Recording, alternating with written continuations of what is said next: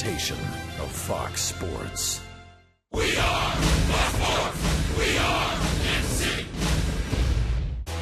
After another late-inning rally for a win on Monday, the Royals took care of Tuesday's game early, scoring 5 runs in the first inning and 7 runs in the first 3 innings on the way to another win.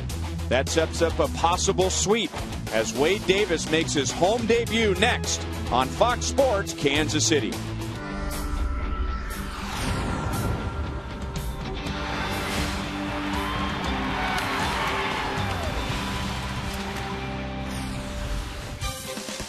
Royals baseball comes to you from Kauffman Stadium, where it is windy, it is wet, it is cold, but we will play as the Royals go for a sweep over the Minnesota Twins. Hi, everyone. Welcome back to the ballpark. I'm Ryan Lefevre. It's very early, but the Royals are third in the American League in runs scored. They led the Cactus League in runs scored, and their biggest inning was the first, just like last night when they scored 5 runs, led by their leadoff hitter. Now, remember, a couple of years ago, Alex Gordon on opening day went 0 for 5 with 3 strikeouts, and that ended up being the only bad day that season, and his career has taken off ever since. He was hitless on opening day this year, and here's what he has done since then, turning into one of the most dependable leadoff men in the American League. And let's bring in Rex Hudler. And the Royals have been doing most of their scoring early on in the later innings, and then dropped a 5 in the first inning on Mike Pelfrey last night. That's right, and it was a beautiful thing to see. We've been seeing the bats during 1 through 9, but never in the first inning so far this season. It was really good. You know what early runs do? That takes the pressure off the starting pitcher. Comes out there in the second inning, even the doinkers were falling. How about that? Billy Butler, his normal double down that line. But I'll tell you, Moose checked in, all of them. 6 hits, 5 runs. That will work, as you see what they did last night. That really helps the starting pitcher. But tonight, they'll take runs anytime they can get them. Just get the win for this guy right here, Wade Davis. Power that fastball by these Twins, get a sweep, and then look forward to an off day tomorrow.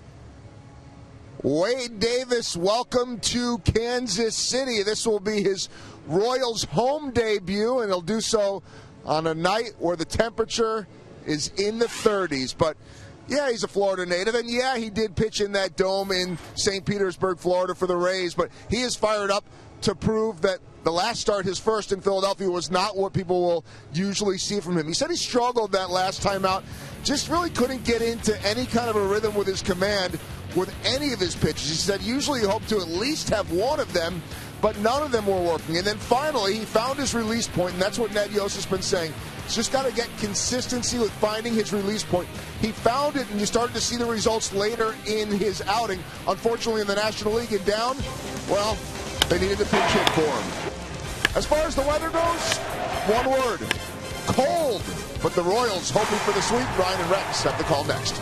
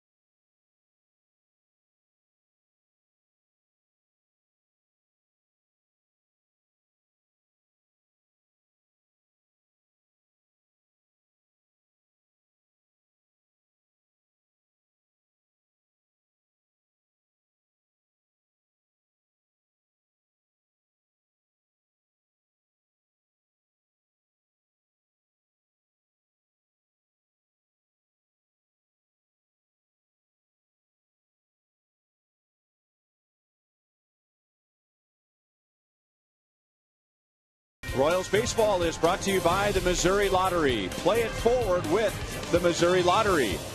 And by Chevrolet, your Kansas City Chevy dealers, the official vehicle of the Kansas City Royals. And by AT&T, the wireless receiver only from AT&T Uverse.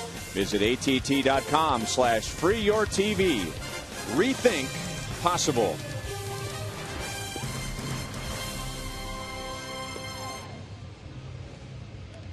And tonight's game is brought to you in high definition by Time Warner Cable, the official TV, internet, and home phone provider of the Kansas City Royals. And with the high definition, helping you feel like you're here at the ballpark, although if you're in your warm living room, there's no way to feel like you're here at the ballpark because it is cold and it is windy. And here's how the Minnesota Twins are lined up tonight against Wade Davis. The rookie Aaron Hicks is back in the lineup after a 2-30 start to the year. Joe Mauer will be the designated hitter, and we're back to the middle of the infield that the Twins had on Monday with Dozier at second and Florimon at short. Wade Davis making his Royals debut at home tonight. Yeah, he's got a nice record there against the Twins, but that's all in the past, as these Royals are only thinking about the present. And for Wade Davis, sure would like to try to establish that fastball. That's what they're looking for him to do today, whether it's 3, 4, 5, 6, 7, 8 innings, whatever he gives. They want to see him establish the four-seamer. Got a nice little curveball he can break it off with, and he's got an occasional slider he'll use to go along with his changeup. But you're going to see mainly cutting fastballs and big curves. Aaron Hicks was 0 for 4 on Monday, and the Royals struck him out twice. Interesting thing about Hicks, in being 2 for 30, both of his hits have been in his final at-bat of the series. So he's been carrying that heavy load the entire series, and then just as soon as he gets a hit, they move on. And people with the Twins wondering if he could just get a hit in his first at-bat of the series, or at least in the first game, that relieves some of the pressure. Oh, there's no question, especially being a first-year rookie. Trying to find another way to get on and showing bunt. Davis is ahead, 1 ball, 2 strikes. Not good when you already have 1 strike, a fake bunt like that. Now you're down 2, you're going to have to hit his pitch. So this young man's got a lot to learn.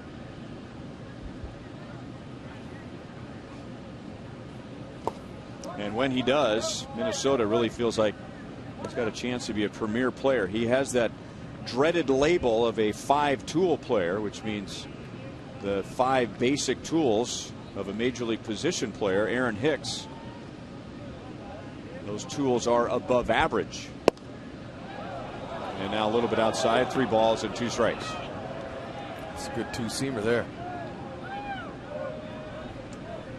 2-seam, 4-seam, which stays straight. The 2-seam sinks, and a little cutter. So he's got 3 variations off his fastball. Challenge him here. And he challenged him with a fastball.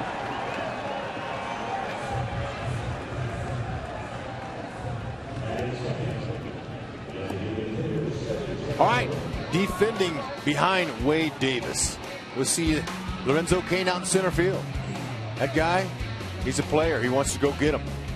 Now, what's interesting is there is a hard wind, so the elements of the game will really play. Hard wind from the left field foul pole to the right. His advice was the exact opposite yesterday. So that wind will swirl. And really, hitters on cold evenings don't like anything on their hands on the inside part of the plate.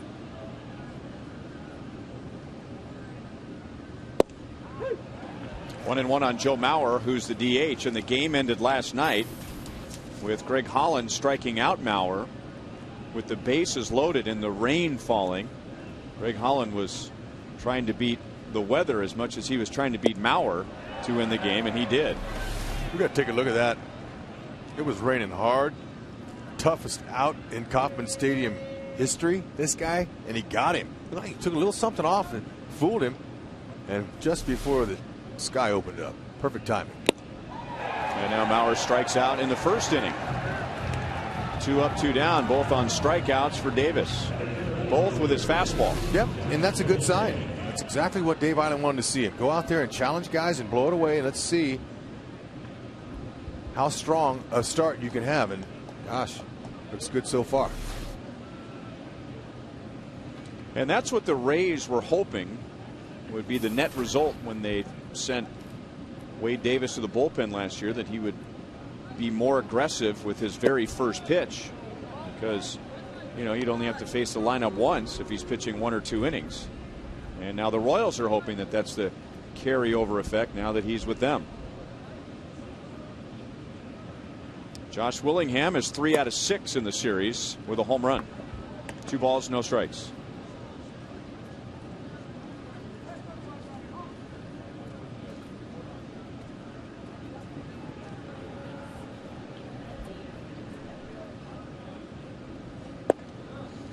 People forget when Zach Greinke first got to the big leagues, he could throw 95, but he felt like he had to be a control pitcher with movement, and his fastball oftentimes was on average 86 to 89 miles an hour.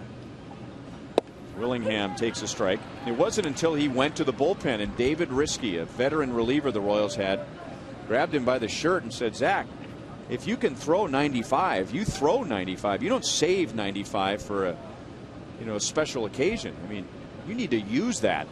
And of course, Zach became a Cy Young winner with that approach when he returned to the rotation.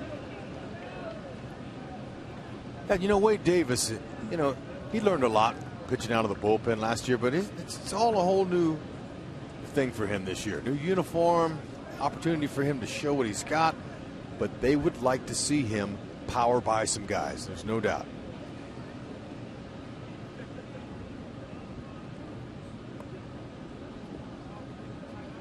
After falling behind 2-0, he's got right back in here, back into the count. Salvi wants a heater on the way. And Willingham will walk. Second time in this series and his 9th walk on the season already. And that gets Wade Davis to Justin Morneau. Twins have been doing a great job eyeballing. They're first in the AL this year with 33 walks now with that last walk there. That's second to the New York Mets in all of Major League Baseball. So they're eyeballing. And we brought this up on Monday that what they had done in their first 6 games was really work the starting pitchers over and getting them up over 90 pitches in about 5 innings. There's a strike to Morneau, and getting to the bullpen quicker. They weren't able to pull that off with Urban Santana in the game on Monday, as Santana went 8 with just a little over 100 pitches, but they got Jeremy Guthrie to throw 28 pitches in the first inning last night, and Guthrie was able to bounce back from that and go 6 2/3 innings. 0-2. Okay, 0-2 is definitely what Salvador Perez wants. Now Salvi can put down any signs he wants to figure he can get Morneau to swing out of the strike zone. Such a big difference when you got a starting staff that's always out there working ahead of guys.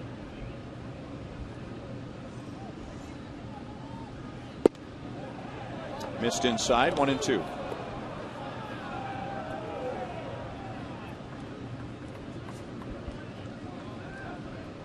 Davis is big. He's 6'5", 225 pounds. 27 years old, out of Lake Wales, Florida. A broken bat. Escobar gets turned around and is not able to make the play. Now Willingham trying for third, and he will just beat the throw from shallow center field. So Morneau, with half a bat, gets his first hit of the series. He had been 0 for 8 against the Royals. Ooh, and that will sting the hands. Morneau says, though, you know what? That bat died a hero, and I'm happy about that. He strong enough to muscle that thing over Escobar as the ball seemed to carry a little bit over his head. He had no chance.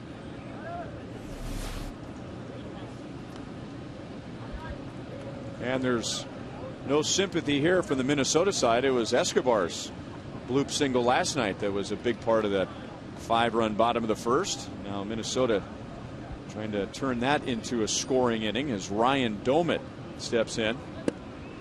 And Domit began the series on a positive. He drove in a run in the first inning on Monday, and he has been hitless ever since.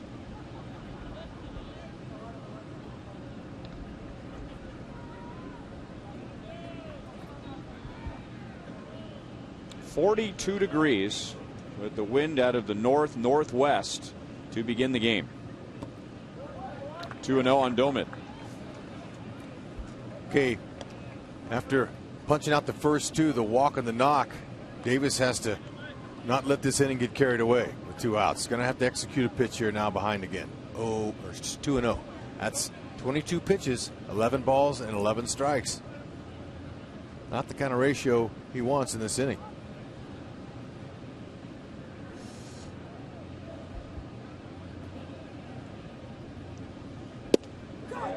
Did he swing? No. Bill Welke, who was behind the plate last night, is the third base umpire, and now it's 3-0. He's been 3-0 with 2 hitters in this inning.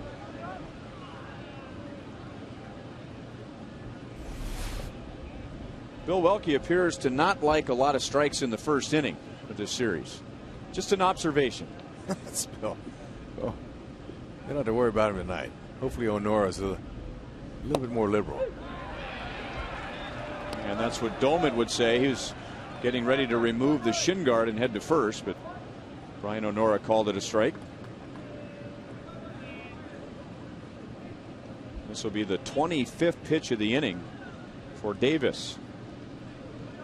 So if anything, Minnesota is getting a nice long look at him. Runners at first and third with 2 outs. Full count.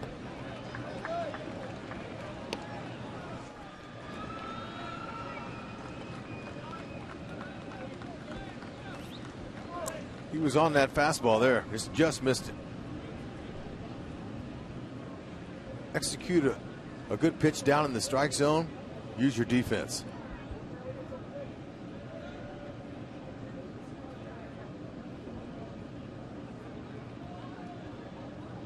And now Morneau will run from first.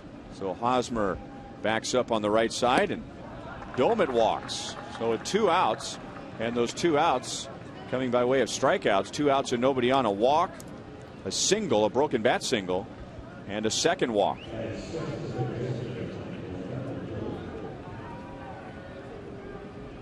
So Minnesota adds to its walk total.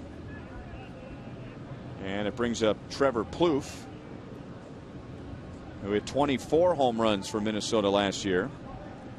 And this will be his first ever at bat against Wade Davis. 1 home run, 2 RBIs for Plouffe so far this year. And he's pretty much a pull hitter when it comes to the big fly. But we saw him last night shoot some balls down the right field side. So he starts him off with a breaking ball, 0-1. Good selection there. A lot of times bases loaded, guys are looking for the first pitch. And if you get a successful breaking ball over for the first pitch, why not throw it again? See if you can repeat it.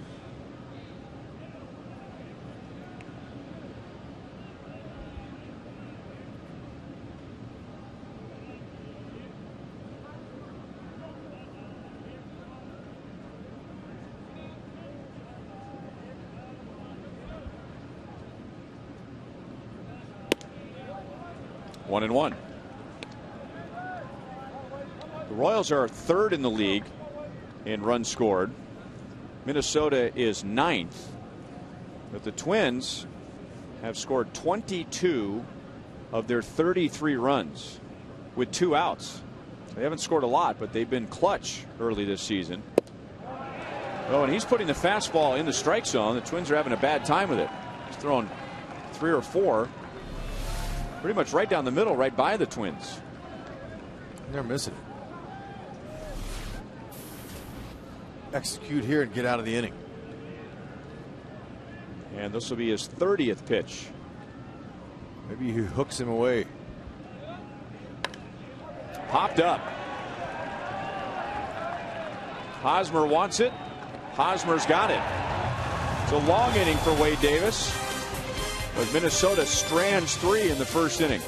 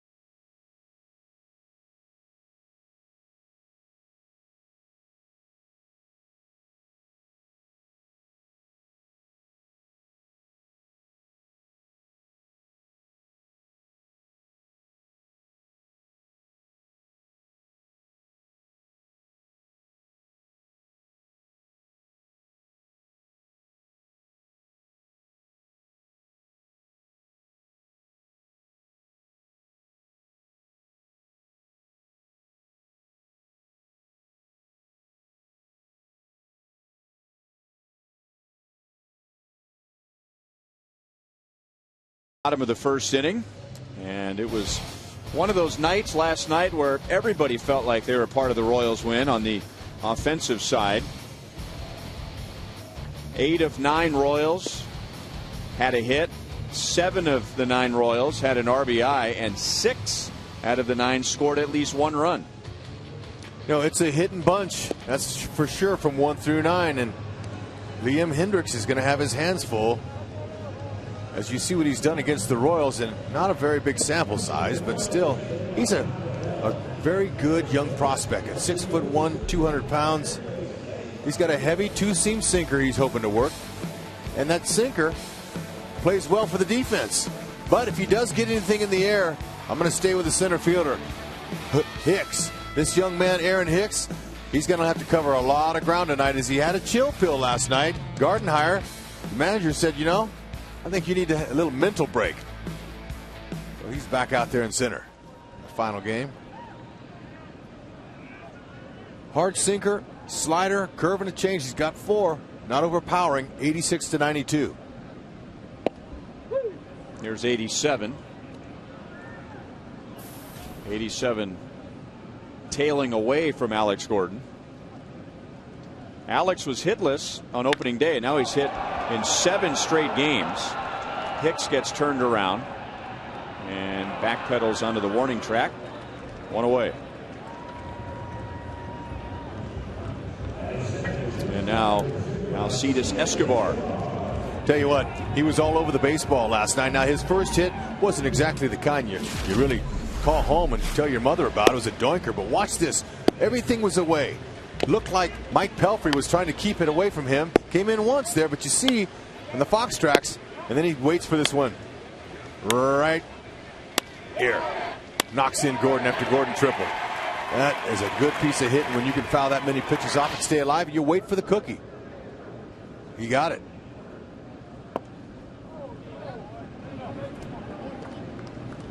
He has 4 hits in the series.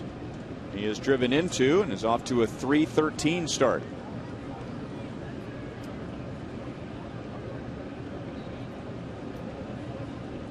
And now he's bunting, and a pretty good bunt. And Plouffe with an excellent play coming in from third.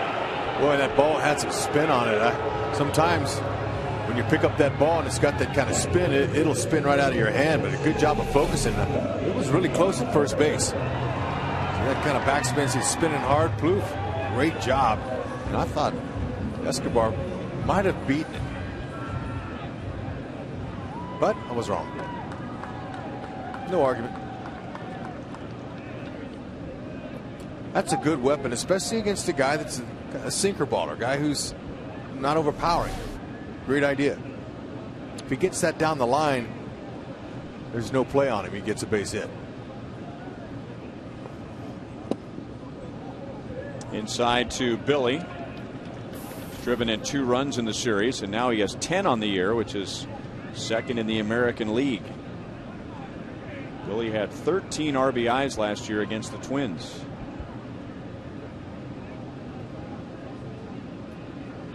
That ball's hit very hard to center field.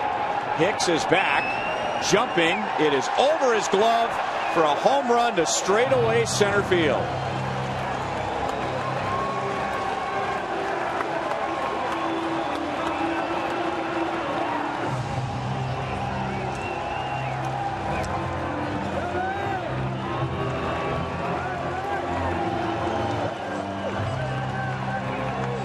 That ball was crushed.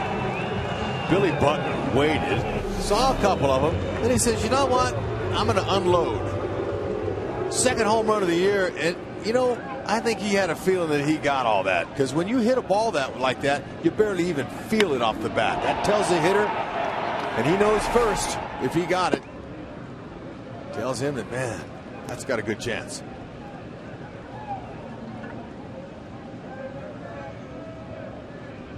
So home run number 2, RBI number 11.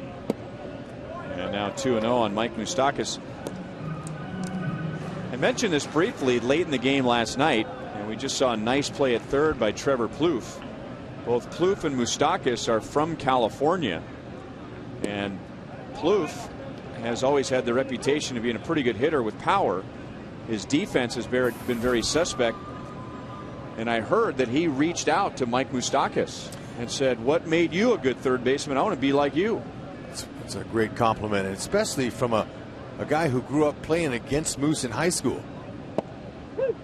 Typically, when you ever are fortunate enough to get to the majors, which most high school competitors aren't, to play in the same league when you grow up, you have an ego. You don't want to let the other guy know, especially when you're playing the same position. You don't want to ask any favors from him because I don't need that. It tells me a lot about his attitude, Plouffe, and how humble he can be, and understands that Moose might be a little further along defensively. But Moose just missed a few last night. See what he can do with one here. 3-2. Got on top of it, so a lot of topspin as Hicks makes the play.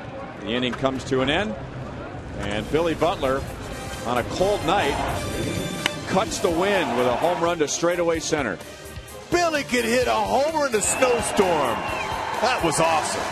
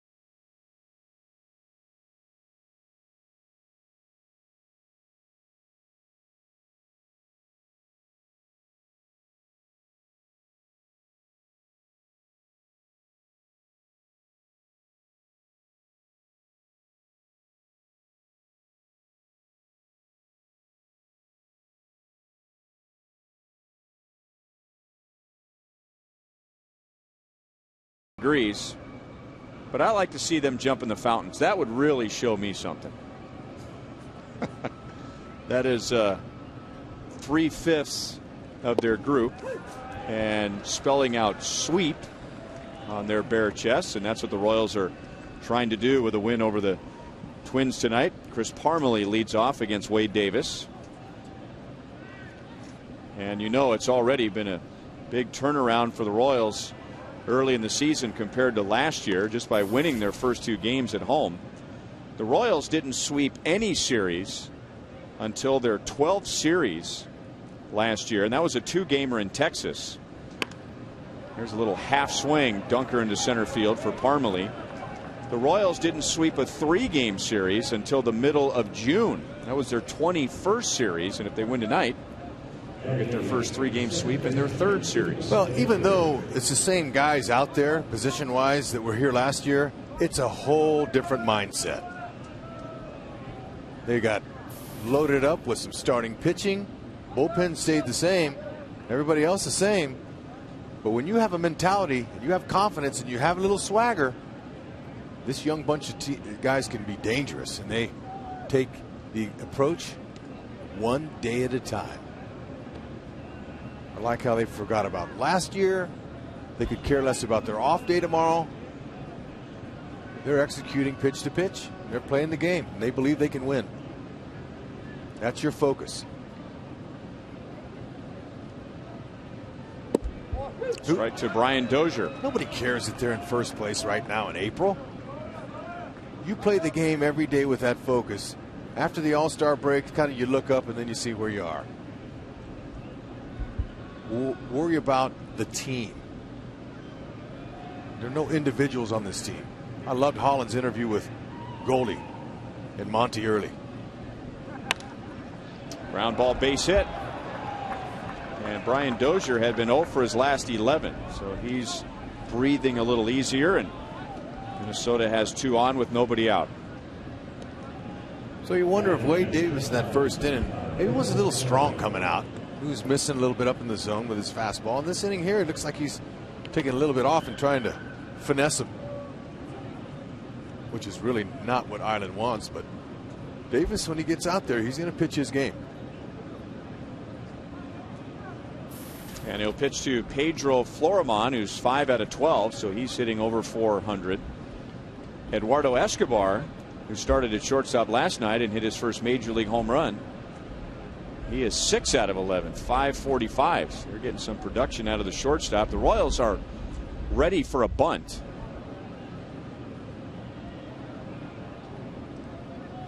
And Florimon, more like he was thinking about bunting for a base hit, takes a strike.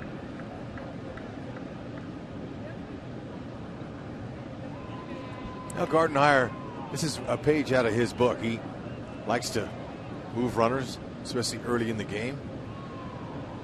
But if you're bunting and you got that bunt sign, bunt the first pitch. Don't make it build the drama. Makes it harder on you. And that's down by his feet. And this hit a very emphatic. I don't think I've ever seen that one before. It sounded like it hit his foot, and Florimon thought it hit his foot. And Brian Onora with an emphatic pointing down to first base. It almost looked like he was appealing if he had squared and didn't pull the bat back, but just a simple hit by pitch. And the bases are loaded with nobody out for the top of the order. His breaking ball hit off his left toe. And it's unusual that Salvi didn't block that ball, because he would have blocked it had it not hit his toe.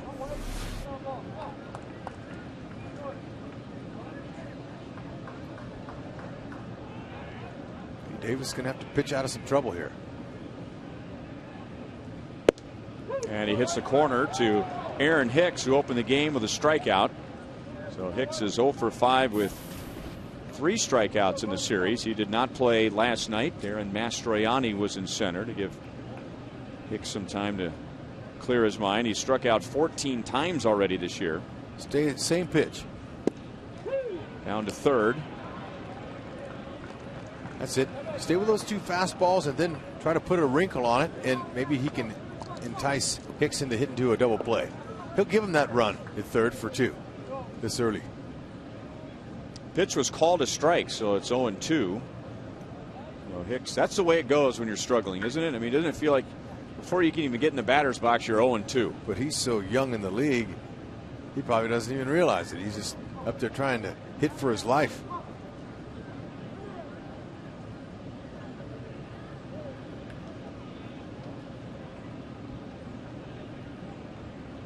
Now, Davis gave up 4 runs in 4 innings in his first start, but he also got 2 big double plays that prevented big innings.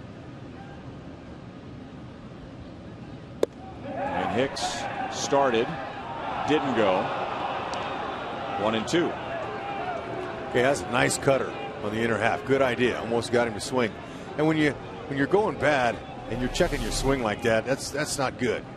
Because now you're indecisive. That's what it tells your opponents, and we already know he's a young player. Kind of just turn it loose or take it. Go back to that heater away. Late swing, look out. Thankfully that hit an empty seat.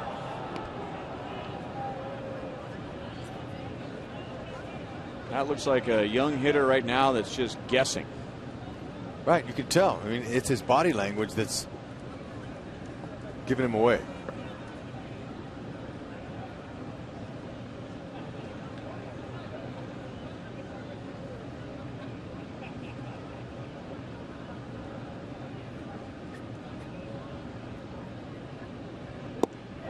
Got him with a hard breaking ball. 3 strikeouts for Davis and 2 against Hicks. Yeah, that ball had a great break to it. Hicks couldn't pick it up the last minute. That thing fell off the table. Great strikeout pitch. Now you got Mauer last night to end the game with the bases loaded. I think he's going to be a lot tougher this time around. It's another chance in the second inning tonight. Bases loaded, 1 down.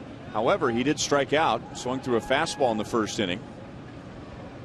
Mauer has done very well against Davis in limited at-bats. Nice block by Perez. Ball 1.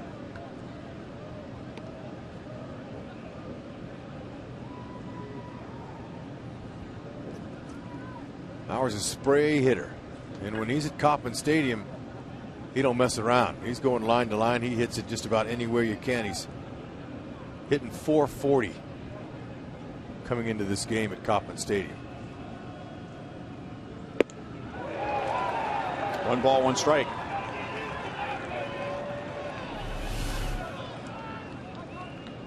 Okay, the ball up there, that's not a bad spot for a swing and miss, but really, to get out of this inning for the second inning in a row, getting out of some trouble, that ground ball double play would be a beautiful thing. See how that fastball works here. Oh, he went with a little breaker. That's a good spot. Keep it down.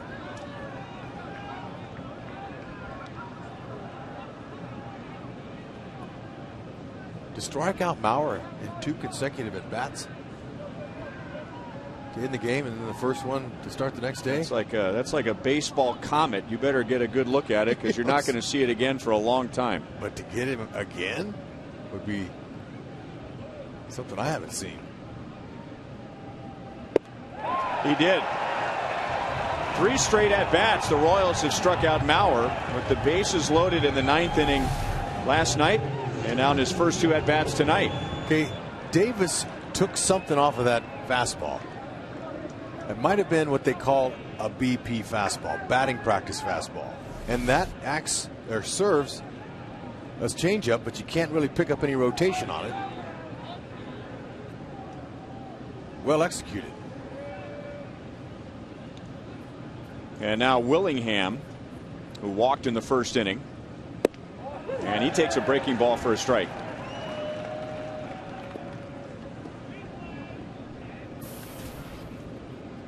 We haven't seen Wade Davis enough to know, but most pitchers that are good can pitch out of innings like this when you get in trouble. They make their best pitches.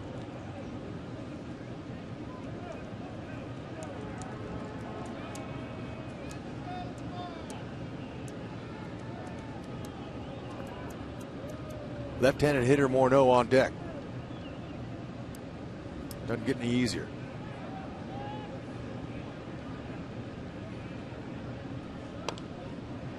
Squibbed off the end of the bat, and now he's down in the count. No balls and 2 strikes. Willingham has 5 grand slams, and he is one of 13 players in Major League history to have 2 in 1 game. Did that against the Brewers in '09. And he is in a hole right now. No balls, 2 strikes. As Wade Davis is 1 strike away from working around the bases loaded, nobody out. But that is 1 big strike to get. Nothing too good. Oh, perfect spot. Try him out there. See if he gets the call. Ooh, me. That could have went either way.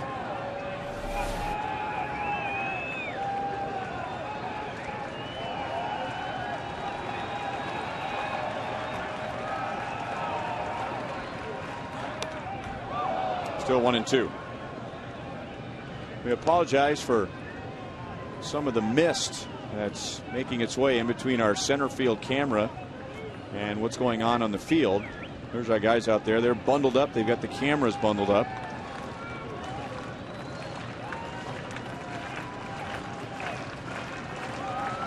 Unfortunately, Josh Willingham has a better look at the pitches than that camera shot.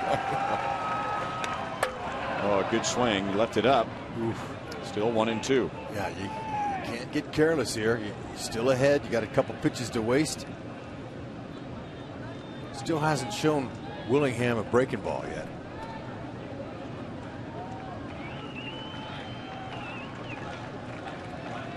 Looks like he's really finding a nice groove with the variation off his fastball. Parmelee singled, Dozier singled, Florimon was hit by a pitch. Then 2 strikeouts. And now Willingham hits it in the air to shallow left center field. Escobar goes out for it. And for the second straight inning, Wade Davis walks off the mound and walks away from 3 base runners.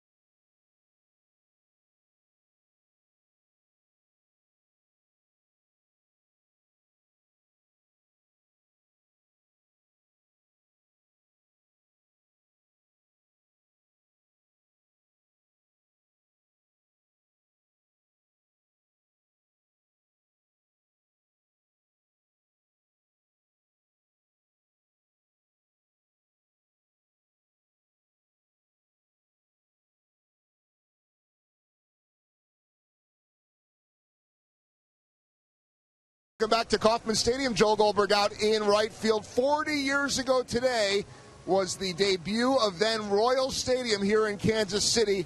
April 10th, 1973, and the first ever home run came off the bat of John Mayberry. Landed right out here in the fountains.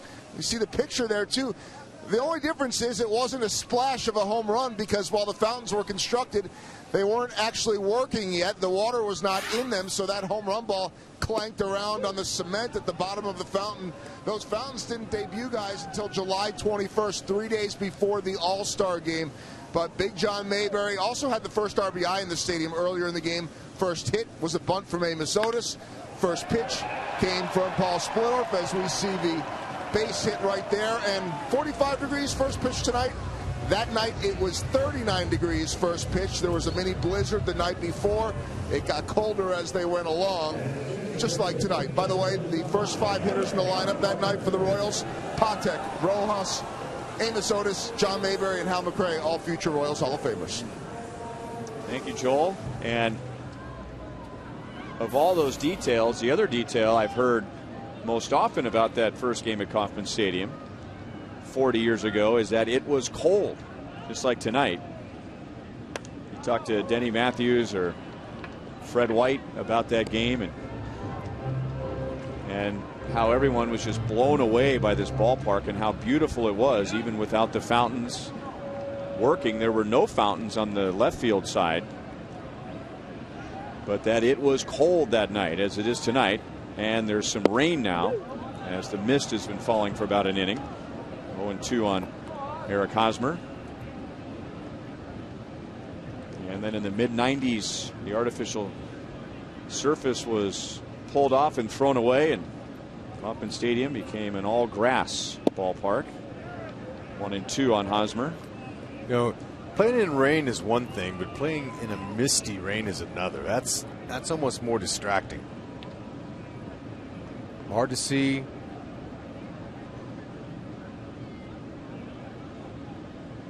Ball's wet when you pick it up. You know, we always say the rain is falling or the mist is falling, and that's really not that accurate right now. The mist is just blowing across the field. I mean, it's coming in from the left field corner, and just looking at the mist that's reflecting off the lights. I mean, it's just moving from left to right. 3-2 on Hosmer, so he comes back after falling behind. No balls, 2 strikes. He has 2 hits in the series and an RBI.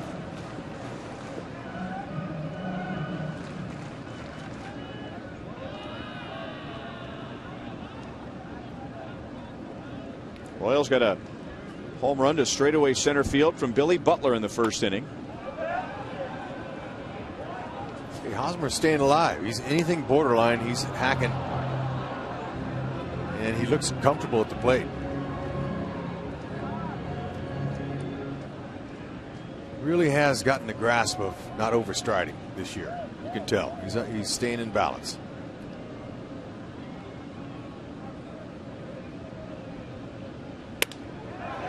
It's not like he cracked his bat. He didn't get all of it, and now it's fumbled at second base and no play.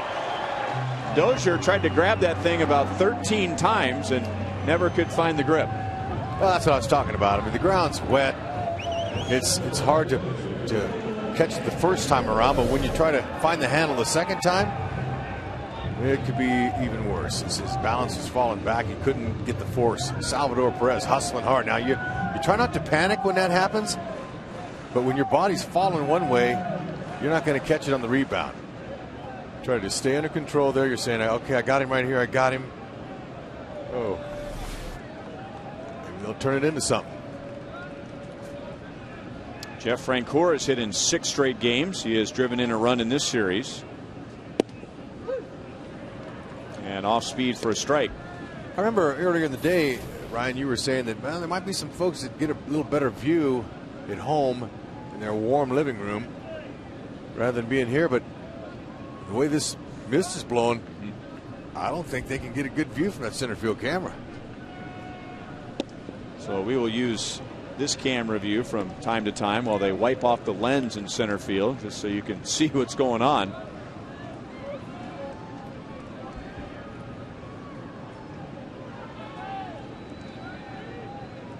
Hendricks got a lot of help from his defense in the first inning. Hicks made a nice play in deep center, and then Plouffe fielding a bunt from Escobar took a base hit away. Then the Butler home run, and now trying to work around a couple of singles in the second inning.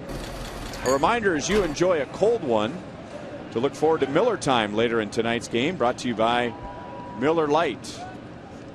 And the Royals are hoping that Miller time will be a 3-game sweep with an off day tomorrow, and then the Toronto Blue Jays will be here Friday, Saturday, and Sunday. Okay, shorten up that swing, anything close, and just try to find a hole. Not going to do much with a big long swing and a strikeout. See if Frenchie can shorten it up.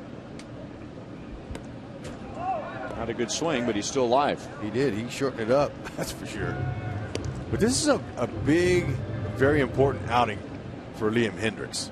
They got Scott Diamond coming back from some bone chips they removed from him this winter. And, they might send this kid out if they don't see any more good results. He's going to do all he can. He's pitching for his life right now. 1 ball, 2 strikes. It is his second start. He was a loser on Friday against Baltimore. Okay, last night he knew exactly what to do with the ball down the middle of the plate. Maybe he'll get another one like that. I don't know. Out of play.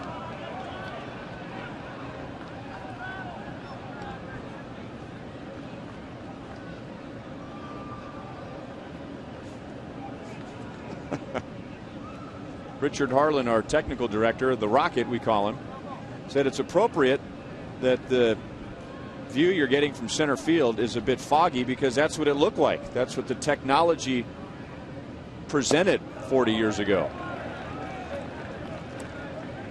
2-2 on Francoeur. Hendricks having a hard time And so are we. Look at that. That might be a little older than 40 years ago. That's film right there. That's at least we have color.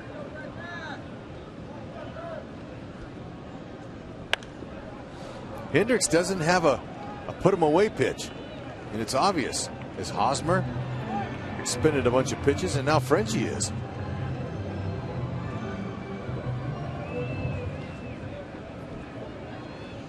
It just changed the scoring on the Hosmer play. So it is now an error on Dozier at second base, and not a base hit for Hosmer.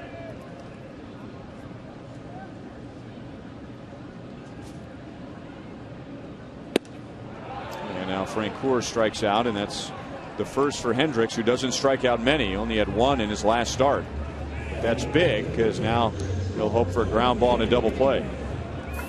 Yeah, now he found the location to put him away. Not exactly the stuff, but that's a good spot. That's what he did against Baltimore on Friday. Well, that's a lot of pitches, 4 2/3. That was his 30th pitch he struck Frenchie out on. Oh, Lorenzo Cain, who has 4 hits and 2 doubles against Minnesota. No balls, 1 strike in. You watch the replays of the game on Monday when the Royals scored 3 runs in the 8th inning, and of course you get the base hits that drove in runs. Alex Gordon driving in a run, Alcides Escobar on the hit and run, Billy Butler, but that inning started with a leadoff double by Lorenzo Cain. The Royals had done next to nothing against Kevin Correa for the first 7 innings. Good pitch, and he got it up to 92 miles an hour, and it's 0-2 on Lorenzo. Well, typically you don't see a guy swinging first pitch breaking ball, but he did, and then Cain said, "I'll dare you to come back in there again," and he painted the corner. That was a good spot. Now he might try to go back to that hook.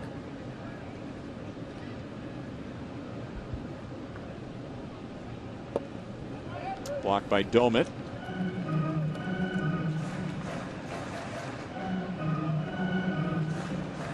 Salvador Perez out there at second base with 1 out. He's checking the outfielders out, as these folks are. He's looking around. He doesn't now because he's off the base, but he's looking around, making a mental note of where they're playing so he can react a little quicker on contact. There's a ball out there. 2-2.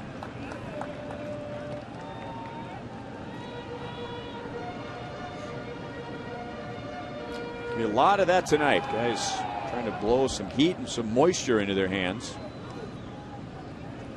And they'll spend a lot of time out there with that cleat cleaner in back of the mound. Trying to knock that dirt off so they can get a grip.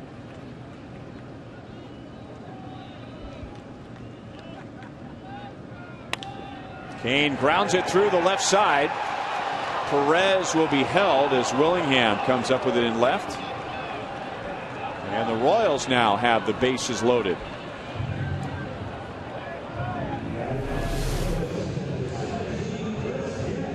Hendricks left something out over, and Cain, he reached out, used those long arms, and hit that ball 2 inches off the corner. Look at that water flying off of that ball.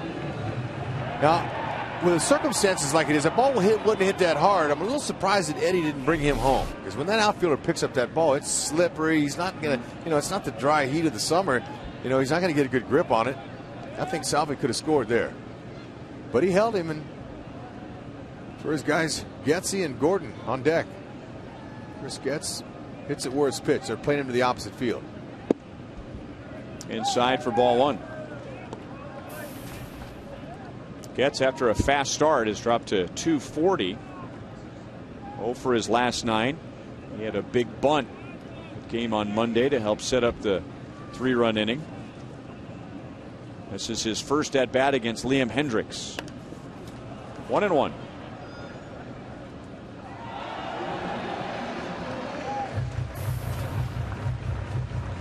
Been a very good hitter with the bases loaded. Hitting almost 350, and he has Perez at third, Hosmer at second, and Cain at first with 1 out. And overall as a team, the Royals are hitting .455 with them loaded so far early.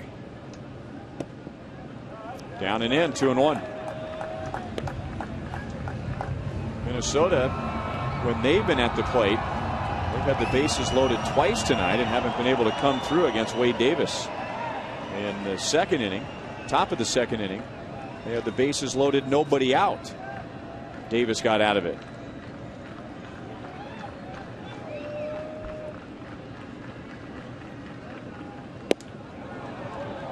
Two and two.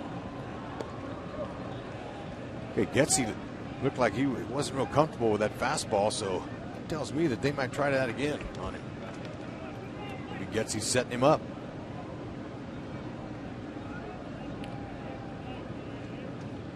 Kane can get a good lead at first base over there and break up too, but he's not.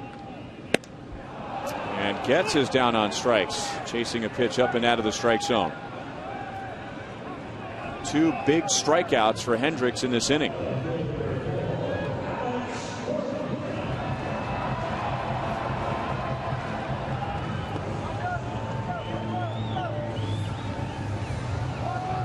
And Hendricks is not a strikeout pitcher at all. He relies on contact, but you got Frank Coeur for the first out and now Getz for the second out. Alex Gordon flied to the warning track in center field his first time up. And he's 1 for 2 this year with them loaded up, and that one hit was a big one against the Phillies. Drove them all in.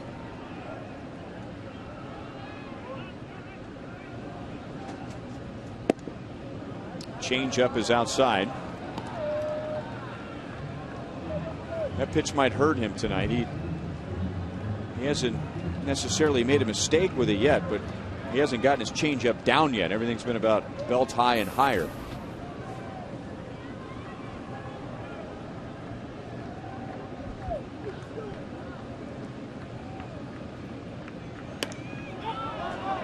One and one. Now a 30 pitch inning for Hendricks. Well, now that explains his last outing. The 96 pitches he threw in 4 2/3. He doesn't really have an out pitch, so guys are fouling off pitches on it, expending it.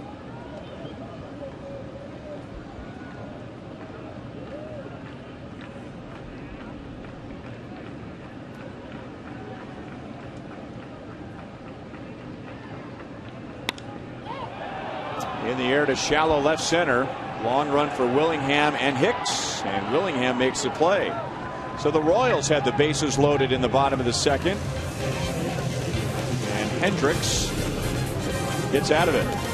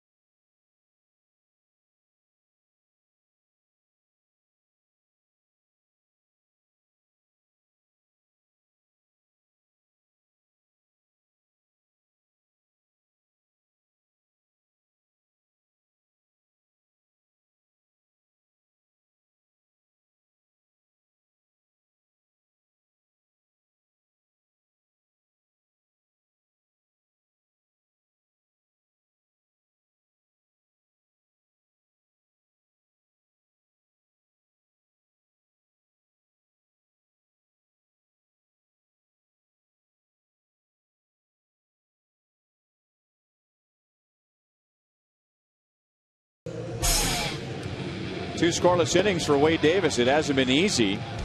He got around the Bases loaded, 2 outs in the first inning, and then Hud in the second inning, the bases loaded, nobody out. Yeah, but he executed some pitches when he had to. He's left a small village on base so far in just 2 innings. 6 runners from the Twins have been stranded. Misty, cold Midwestern evening. Inside to Justin Morneau, who had a broken bat single in the first inning. He had been 0 for his last 10, going back to the last series for the Twins against the Orioles. 1 ball, 1 strike. Morneau, Domit, Plouffe coming up.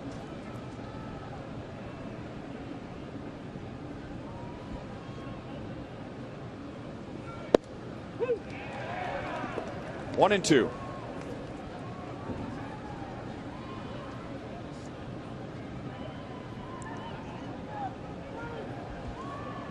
Davis has already struck out 4. And Hosmer plays it on a short hop, gets it to Davis. So that's the first out of the top of the 3rd inning. And you may have heard earlier tonight, Hud had a conversation with pitching coach Dave Island to talk about how Wade Davis can shake off his last start and prepare for tonight. In the first game, he was trying, he wasn't real comfortable out there mechanically. He was pulling off some pitches, trying to generate some stuff with his front side. And as we all know, as pitchers, you can't do that. You're going to lose. But he still fought, and he battled. And he's historically a slow starter. I'm not trying to make excuses for him. But that's kind of his track record. But we look for a way to get right back out there and give us a good game tonight, because he's a guy that's going to have some power stuff. He's going to throw his curveball. He's going to mix in his changeup. So we look for a way to be a little bit better tonight. And he's walked some batters, 2 as a matter of fact, in that first inning. But the way he pitched out of the jams, I gotta say he has pitched better. I mean, he's executed his pitches. He's got a lead. That's all that matters. He's got a good running 2-seam fastball. We've seen him cut his fastball and a 4-seamer up around the letters, and has been using a good curveball. Hit hard right at Kane, and Lorenzo runs it down. Tough play, hit right at him. 2 down. Oh, that was some kind of concentration by Locane. He turned immediately, took the right route, turned his shoulders the right way, and put a little acceleration on it as he was able to outrun it.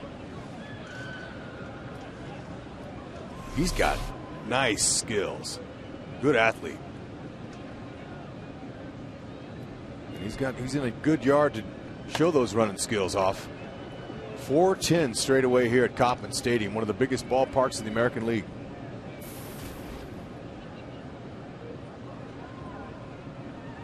And now Davis would really like to get Plouffe and have a quick inning.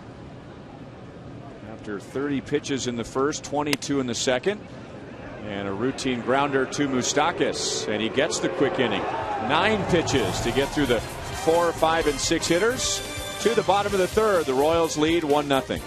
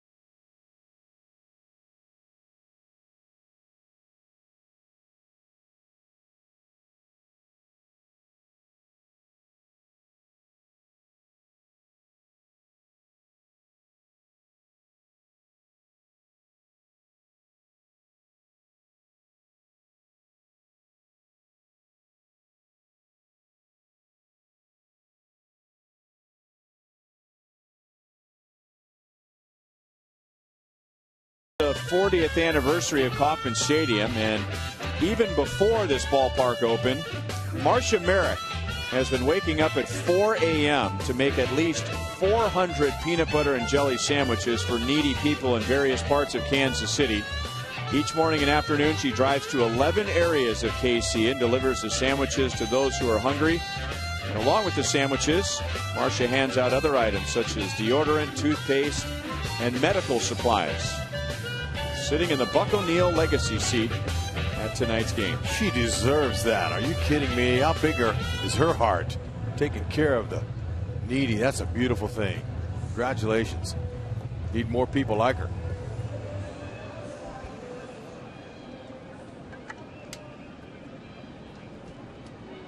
Well, tonight so far has been summed up by the inability to produce with the bases loaded.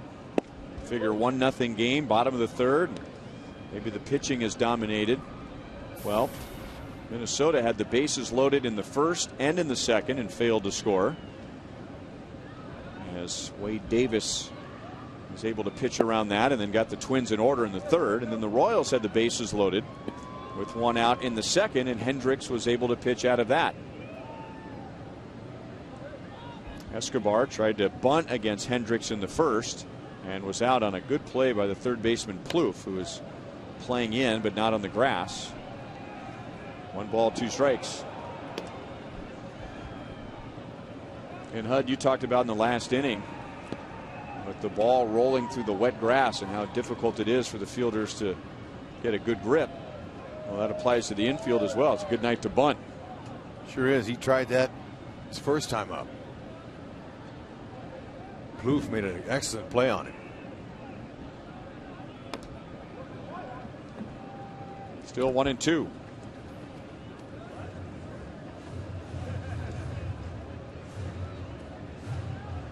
Liam Hendricks, he's an Aussie. He's born down under, and he's a good athlete, maybe because of the Australian rules football background that he has. You ever seen that game, Ryan? You think American football, those guys are tough.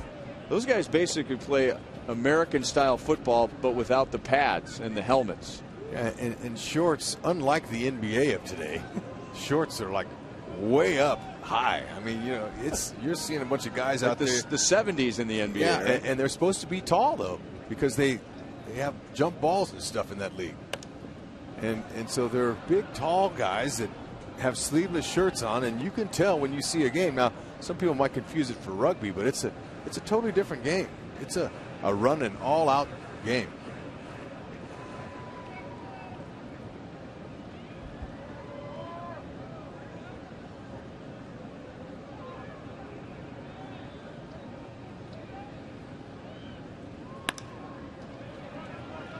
Florimon gets a nice chest-high hop and throws out Escobar.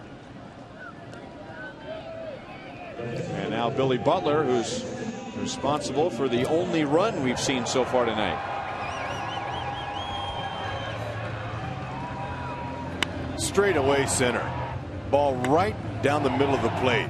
Billy knew it on contact. Way over the 410 sign.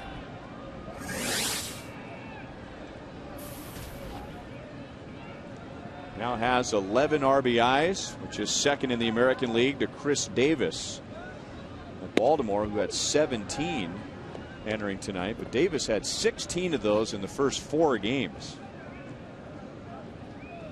Billy is now 6 out of 10 against Hendricks. And half of those hits are 2 doubles and a home run. 0-2. Now, coming into this game, Moustakas, Billy Butler, and Salvador Perez were 14 for 22 on a combined effort.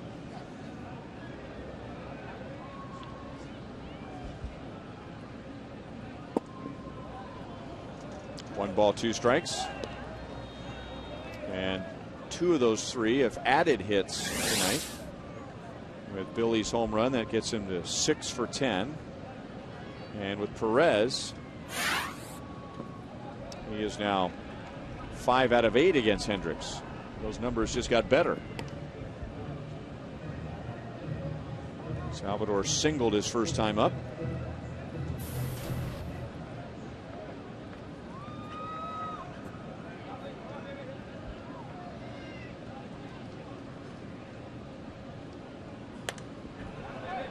Still 2-2. Okay, now Billy didn't need any wind or anything for that first home run, but I'm going to tell you from our vantage point up here, that wind is and that mist is blowing hard from left field to right field. So ball to right field, wind's going to help a ball like that. Who's having more fun right there out of those two? Ooh. Now, did that hit Billy or the handle of the bat?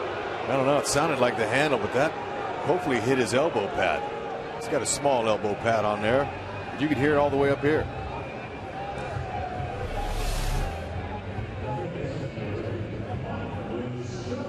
Yep. Yeah, it made that crack sound like it hit the bat, hit the handle, but she said got him on the elbow.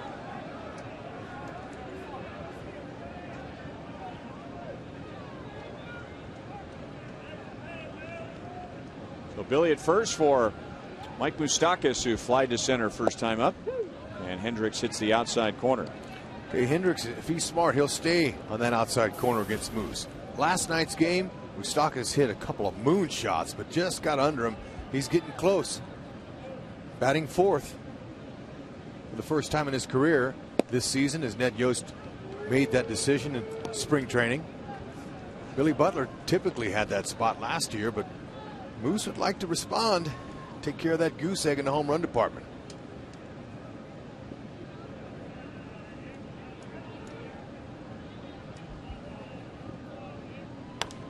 Drove in his first run last night. The Royals had 3 hitters driving in their first run of the year: Moustakas, Perez, and Francoeur.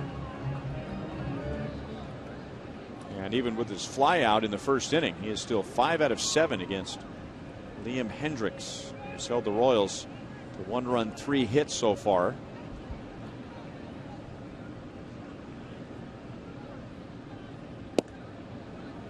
Two balls, 2 strikes. Royals have a day off tomorrow. Then they'll play Toronto here on Friday. Minnesota has a day off tomorrow. They will play Friday against the Mets at home.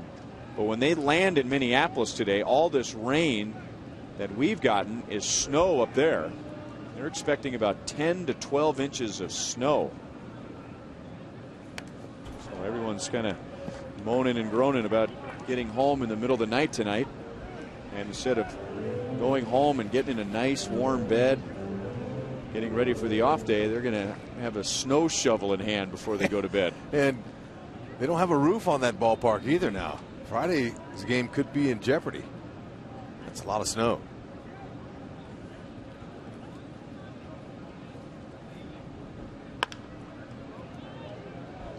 Still 2-2. Well, don't miss out on the most fun-filled educational day at the ballpark. Thursday, May 2nd is school day at the K. Take a field trip, come learn about weather with meteorologist Mike Thompson and the Fox 4 weather team. Demonstrations start at 10 a.m. and then stay for the game. Royals will play the Rays at 1 p.m. All students and schools can get tickets at royals.com/school day. Grounded to second. Nice hop for Dozier. Florimon Morneau, double play. Inning over. 1-0 Royals at the end of 3.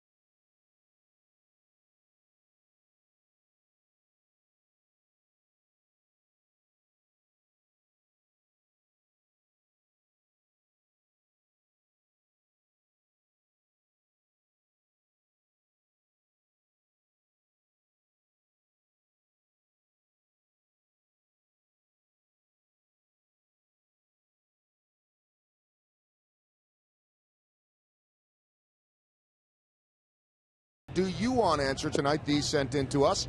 A, is the colder weather harder on the hitters or the pitchers? B, who has been the biggest Royals surprise so far? C, what's the biggest reason fewer walks have been issued? Or D, other than Shields, who is a leader on this team? Text 432-432 and enter A, B, C, or D. Top choice will be answered by Ryan and Rex. Guys. All righty. Thanks, Joel. As the mist continues to fall. 42 degrees at first pitch. And the grounds crew was out in between innings. And they were dragging the infield. And they put some of that diamond dust, a dirt compound around the mound to try and absorb some of the moisture and around home plate. Chris Parmelee led off the second inning with a single. Then Dozier singled. Then Florimon was hit by a pitch, and the Twins had the bases loaded with nobody out and failed to score. And now Wade Davis had to pick up that soggy baseball, and he was able to throw a strike over to Hosmer. And Parmelee is out on one pitch. Yeah, it almost slipped out of his glove the first time around. Watch it. He comes up there and popped up, popped out. He says, all right, I got to get it there. And that's a tough ball for Hosmer to handle.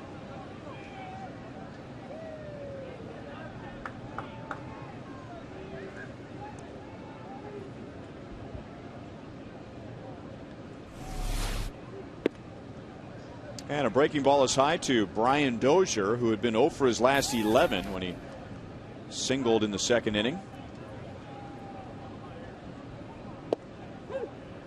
1 ball, 1 strike.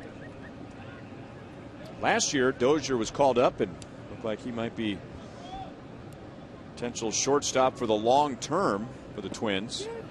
He went too far on that abbreviated swing, 1 and 2. Ended up getting sent back down, and then the Twins sent him off to winter ball in Venezuela to get him to start playing second base and third base. More of a utility infielder. 2 balls, 2 strikes. When your team asks you to go play some winter ball, some guys get a little attitude towards that. But, you know, if they ask you, there's a reason. They've got a spot for you on their team, and they just want you to get some more experience. So the smarter guys say, yeah, hey, sure, I'll go. Do I have to go from the beginning? Or if I go at the beginning, can I come home early before Christmas? You know, it's a long off season. It's a lot of ball playing.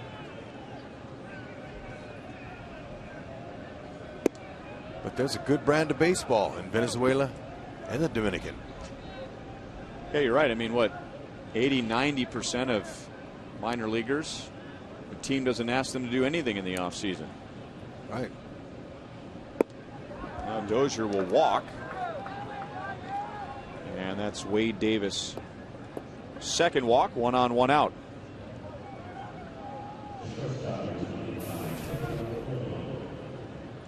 I think that is third walk. Yeah, there's some 94 right there for Davis. You can get downloads up to 50 megabits per second with Time Warner Cable Ultimate Internet. So 3 walks and a hit batter. That's 4 gifts from Wade Davis to the Twins. They haven't been able to cash it in yet. He's been able to pitch himself out with men on base. Florimon tried to bunt last time up, and Wade threw a good pitch to a guy who's trying to bunt. Hard breaking ball down and in, but he got Florimon on the foot.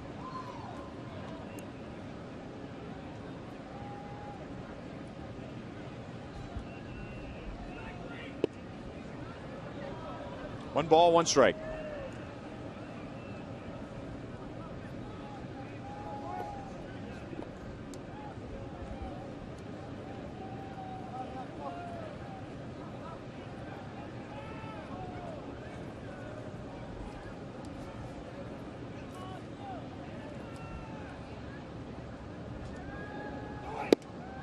And again inside, and it's 2-1.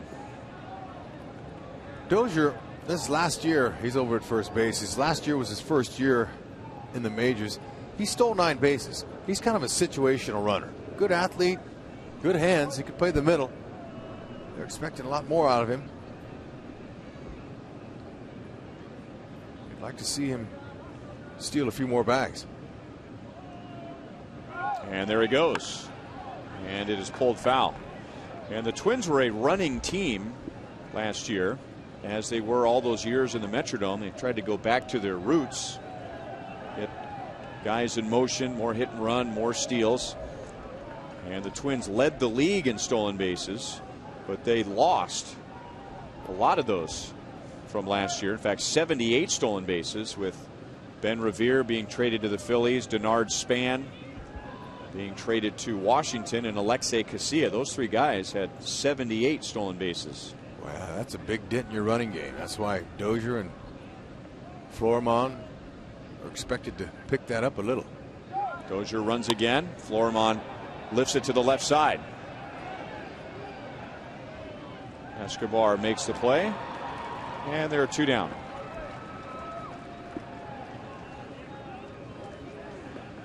We remind you to bring the kids to the game for every Family Fun Day Sunday. The kids will enjoy face painters, balloon artists, kids entertainment by Radio Disney's Road Crew, and much more. Sundays at the ballpark is your family destination. Go to Royals.com/Sunday for tickets. And this Sunday, it's the Royals and the Toronto Blue Jays.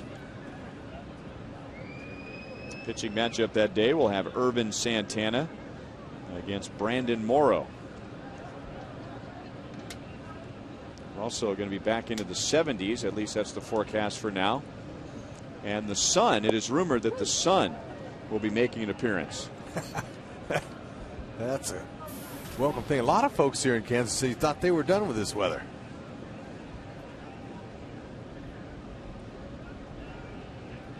And Minnesota had no idea when they left to come here that they were going to go home to a foot of snow.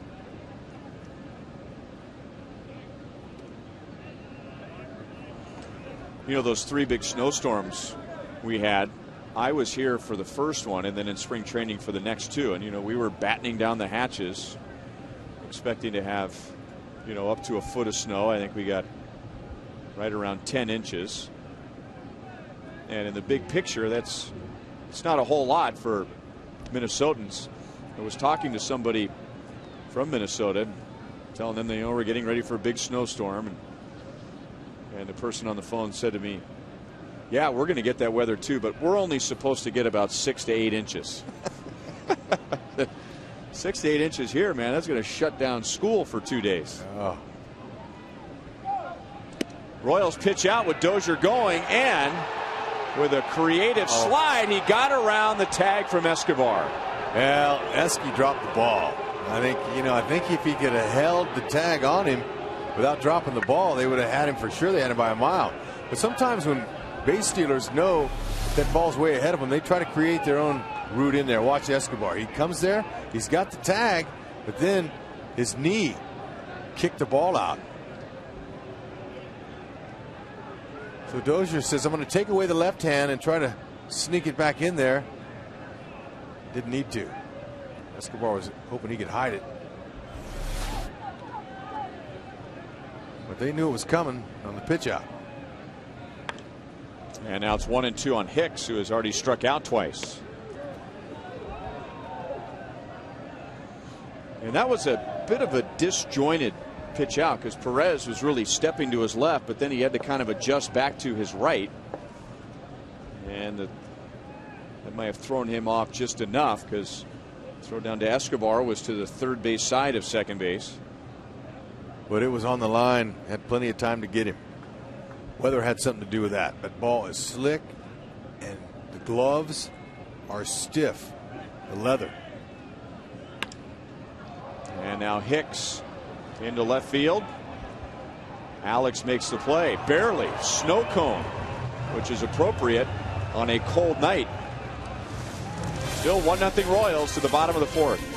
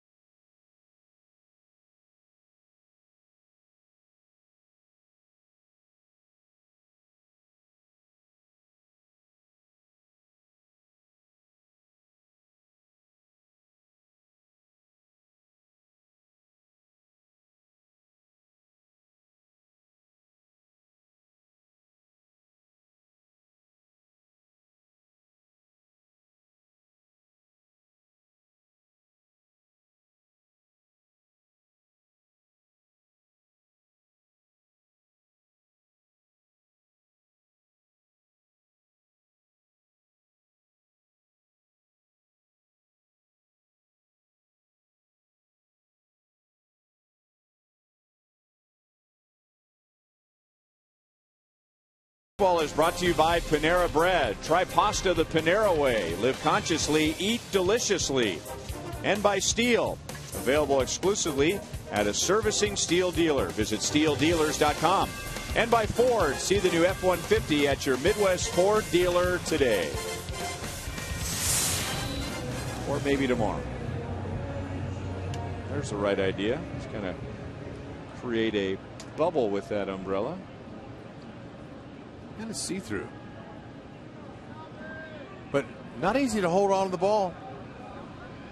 That would be a Lightning McQueen. You can tell I have two young boys. That would be a Lightning McQueen umbrella on the left there. Okay, watch it. Ball's bouncing everywhere. It's slick and hard. And remember the leather. The leather is cold and stiff. So the leather on the gloves makes it difficult. Now even the Gold Glover says, ooh, I better hold on to that baby. 1-2 on Perez. Okay, and Escobar, that ball wasn't in his glove all the way. You could see it there. It wasn't all the way in the webbing.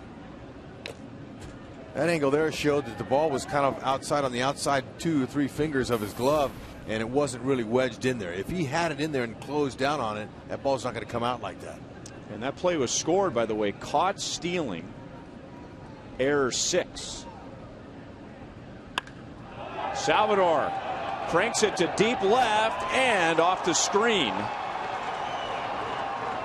And the Royals have a runner at second base with nobody out. Salvador Perez is 2 for 2 tonight, and now 6 out of 9 against Liam Hendriks. Well, he waited on that one and drove it. That was another off-speed pitch.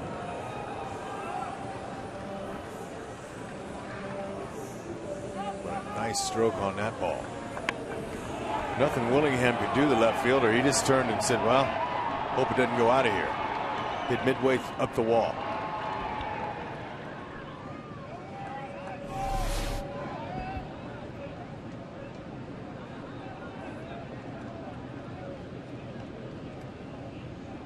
And now Eric Hosmer trying to pull something to the right side. First reach with an infield single in the second inning, and then that was changed to an error by the second baseman Dozier, who lost his footing trying to chase a ground ball up the middle.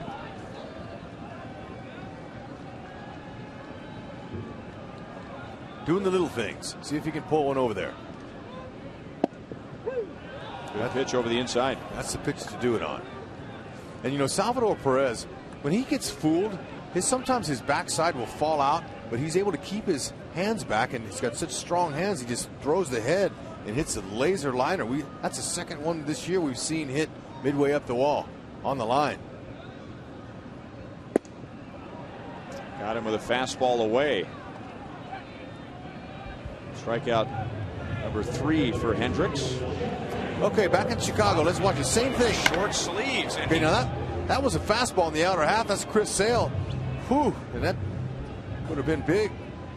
He held to a single on that. He hit it so hard, couldn't get to second base.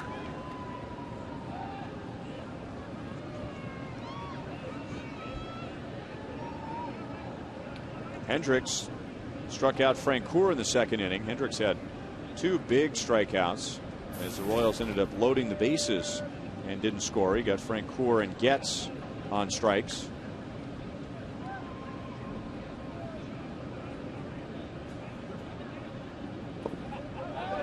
Blocked by Domit. Ball 1.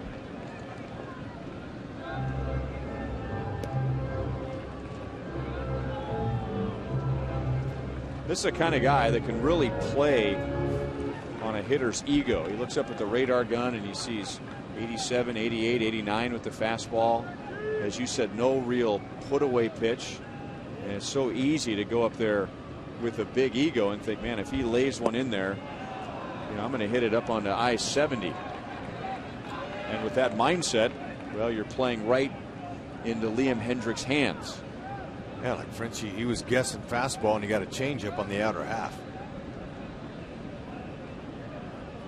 Struck out his first time up. Like to put one through that hole. Well, it looks like a bad swing and a bad pitch, but I think he was doing exactly what you were saying. He was looking for a pitch away that he could guide to the right side. Well, after those 2 breaking balls away, might try to bust him in with a heater here, get a little jam shot to the infield.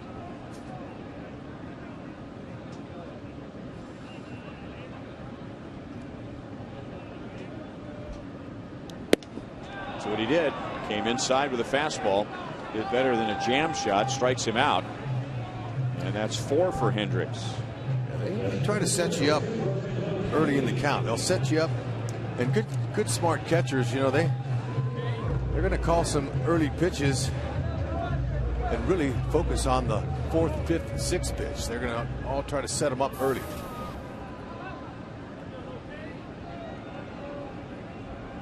And now Lorenzo, who got a ground ball base hit to left field in the 2nd inning, his 5th hit of the series. That gets Lorenzo up to 320. Good to see our picture back. The miss stopped.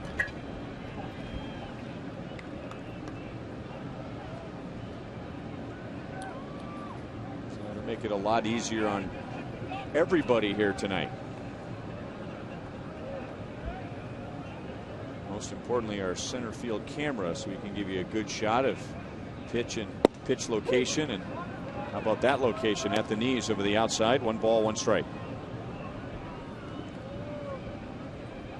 John Pope is out there, and he was doing as much wiping the lens as he was shooting the game.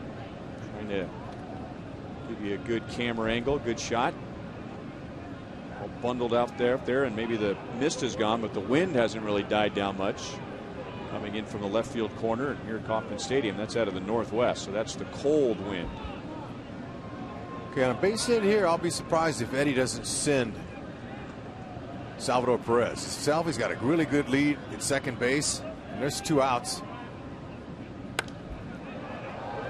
We had the same situation last time when Lorenzo was up and Salvi at second base, and Eddie Rodriguez decided to hold Salvador Perez.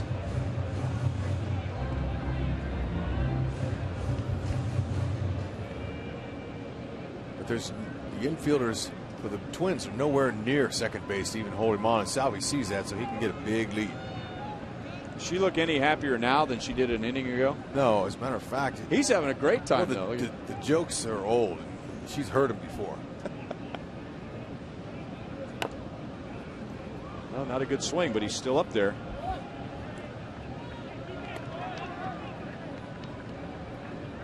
She's saying, "Why did you talk me into coming tonight?" He says, "What are you talking about? We got this great little blanket. We're nice and bundled up and cuddled up." That's love right there, Hud. Reminds him of the old days.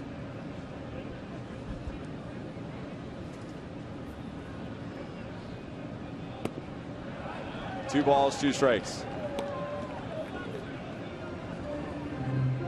Leadoff double, Perez, and Hendricks has come back with a couple of strikeouts. Yeah, and you know what? This inning, he looks really good. Hendricks is throwing that breaking ball on the outside corner and then busting guys in with a fastball. He's pitching now.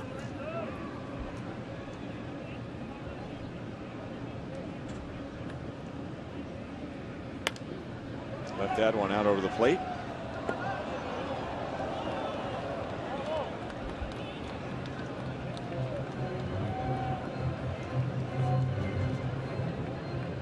You know, it's slippery for the fans, too. That guy just went after that foul ball. He thought he had it, and all of a sudden he went down. He slipped on his seat, did a header, but he's all right.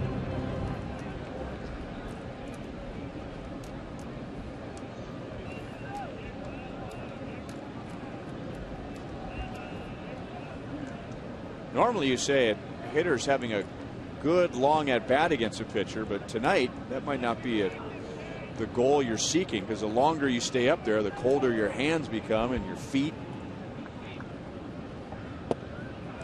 3 balls, 2 strikes. Hendricks doesn't exactly have a great tempo as far as getting the ball and throwing it. And to his own defense, I mean, you got to go out and get the mud off your shoe. You know, you got to walk it back of the mound and scrape them off with that cleat cleaner.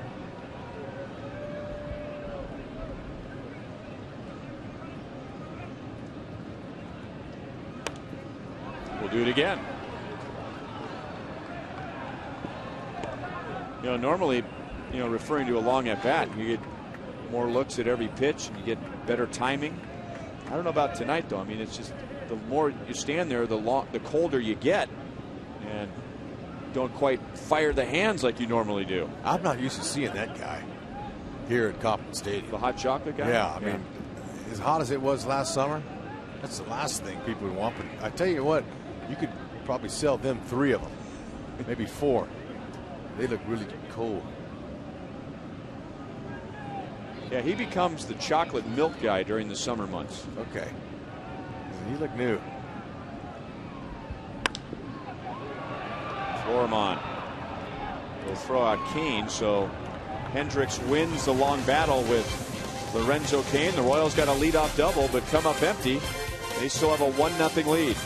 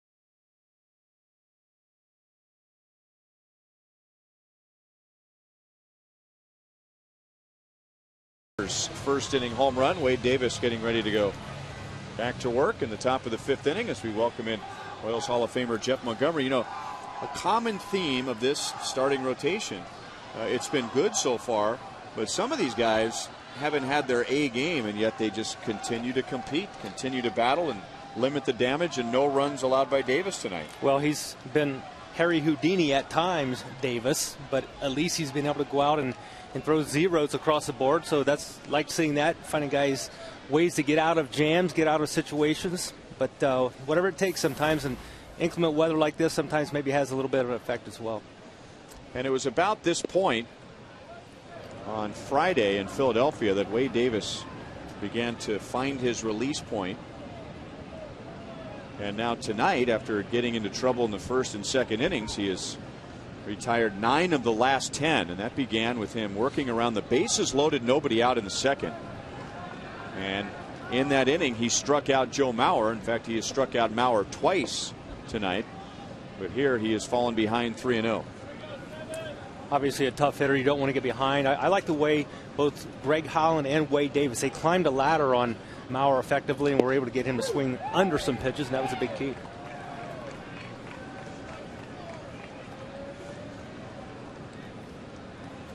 And now Mauer has struck out in 3 straight at-bats against the Royals, going back to the final out last night against Greg Holland. And now 3 balls and 2 strikes. Wade threw 30 pitches in the 1st, and he has cut that down since then. 22 in the 2nd, 9 in the 3rd, and 17 in the 4th, trying to get back to a more manageable number. And Mauer fouls it off of his ankle, still 3-2.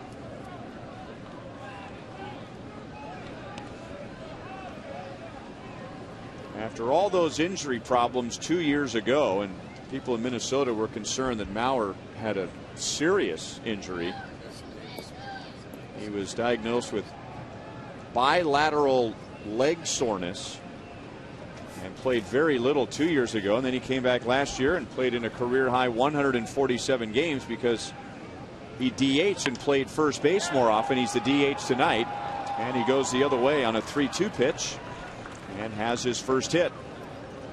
Monty, we were talking about how he escaped, and you mentioned Harry Houdini, who was an escape artist back in the first inning. Well, he looked really good in his first at bat against Maurer. Looks really good. Gets a couple guys out, then walks a guy. Going to give up a base hit, but is finally able to get out of the inning. And as Ryan said, second inning, he goes bases loaded, nobody out. But now the third inning, kind of settles down, gets a couple ground balls, couple quick outs, which he really needs because his pitch count's getting up really in a hurry.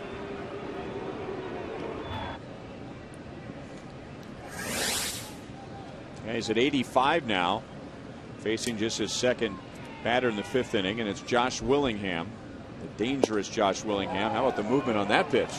Good to see. Nice life. And Rex, I know his first outing against the Phillies, you were looking for that sinking action on his fastball. I know Wade Davis is a power guy, but when he can get that sink in addition to running that fastball, that power fastball up, good sign for him. Yeah, we didn't see that type of movement.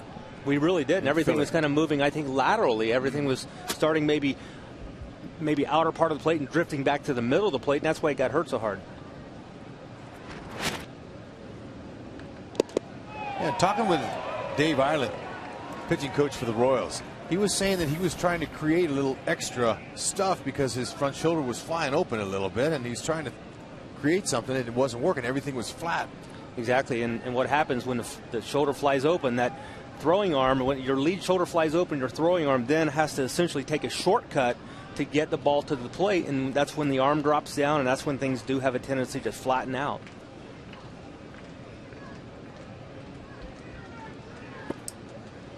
One and two on Willingham.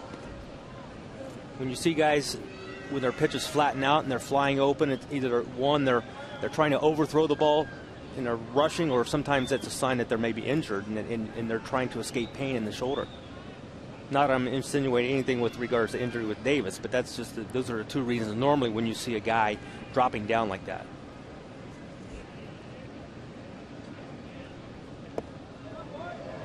Two balls, two strikes. And you'll see a catcher, and we saw Salvador Perez do it last night. He'll just kind of motion with his body like, hey, keep that shoulder in there. Or maybe Dave Island will come out and suggest the same thing. How often does a pitcher know he's doing that, and how often do they need to be told?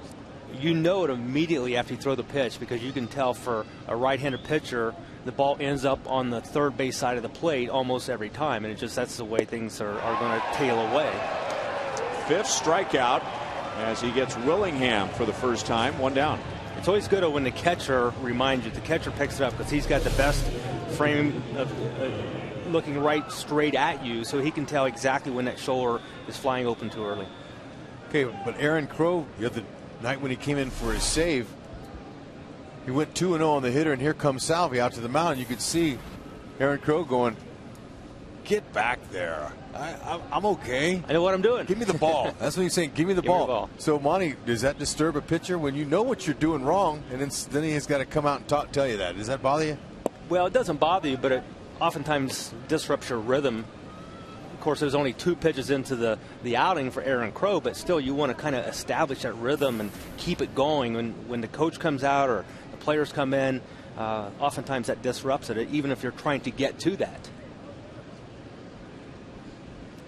Morneau is singled and grounded out.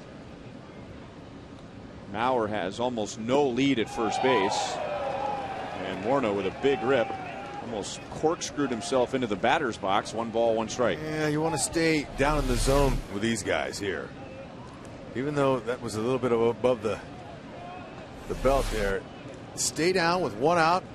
Let your infielders do the work. One pitch, double play.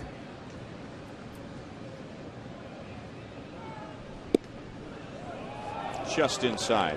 2-1. Good spot.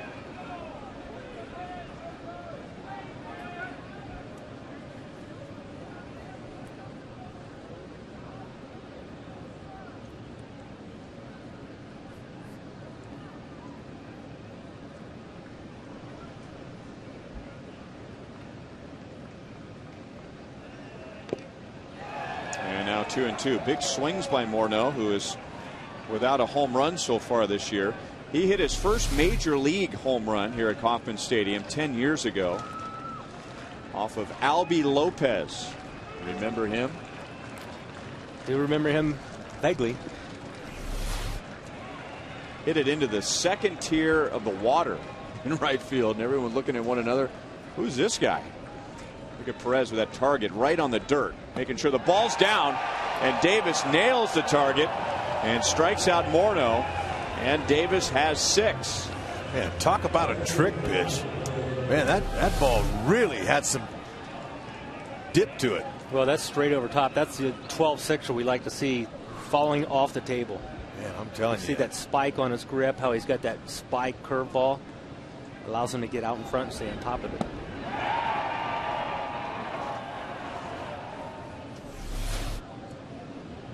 And now Domit, who is walked and lined to center.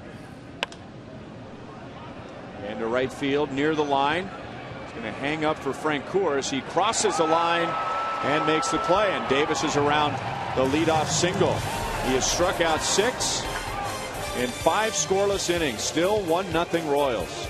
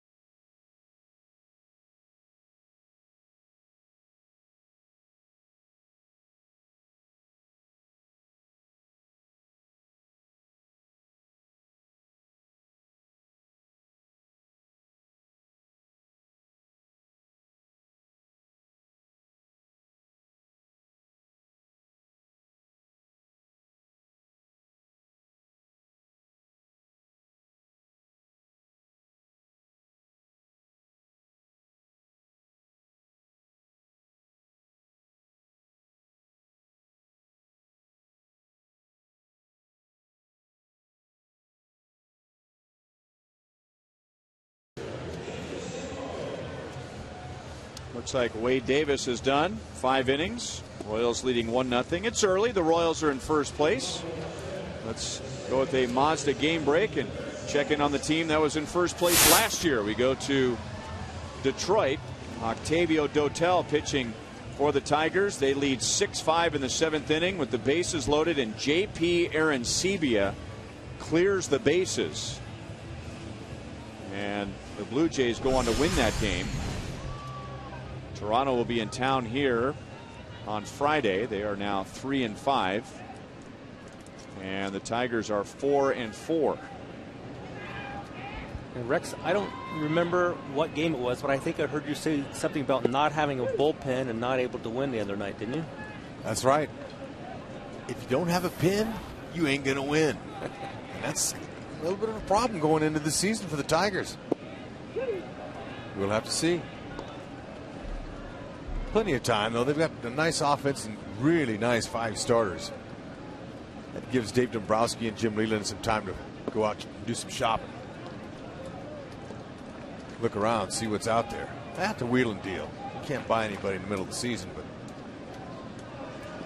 that's why that trade deadline is so important on the 31st of July. 1-2 on Getz. Struck out first time up against Hendricks, and now they're moving around in the Minnesota bullpen. Josh Renicky, who is the nephew of Brewers Manager Ron Renicky starting to warm up in the right field bullpen as Getz grounds to his counterpart Brian Dozier, and there's one down in the bottom of the 5th. Speaking of the Blue Jays, they'll be here Friday night, Saturday night, and Sunday afternoon. And remember, Sunday is the first Family Fun Day Sunday. The weather will improve, so bring your friends and family out for the first weekend of baseball in Kansas City. And you can get your tickets now at Royals.com or by calling 1-800-6-ROYALS.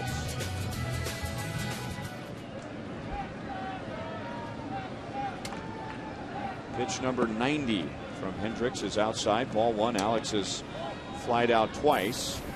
His fly out in the first inning was to the warning track in center field.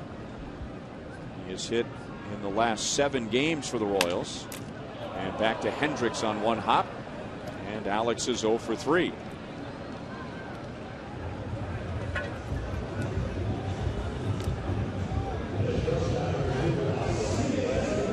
And time for some AT trivia.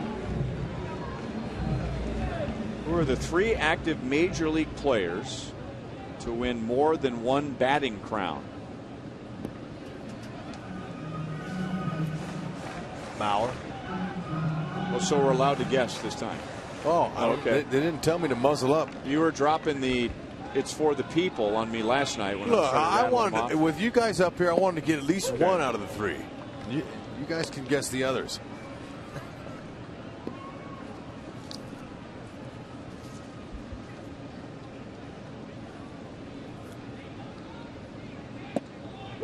Now, I'm not going to throw anyone under the bus here, Hud, but a little birdie just said in my ear that if you have an answer, then you're going to jump in. But if you go blank, then it's for the people. It's all for the Right? people, except when I know the answer, which is rare. It's very rare. So you got to go with it, right? That's right.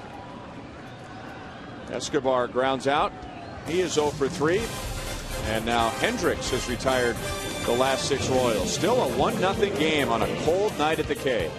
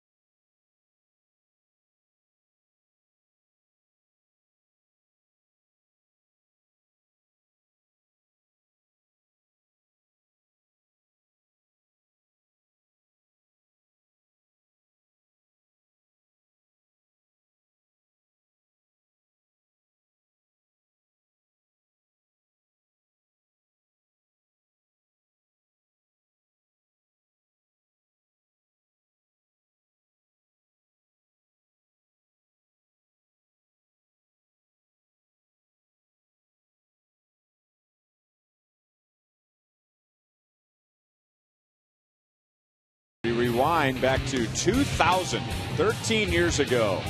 Johnny Damon with a walk-off home run against LaTroy Hawkins.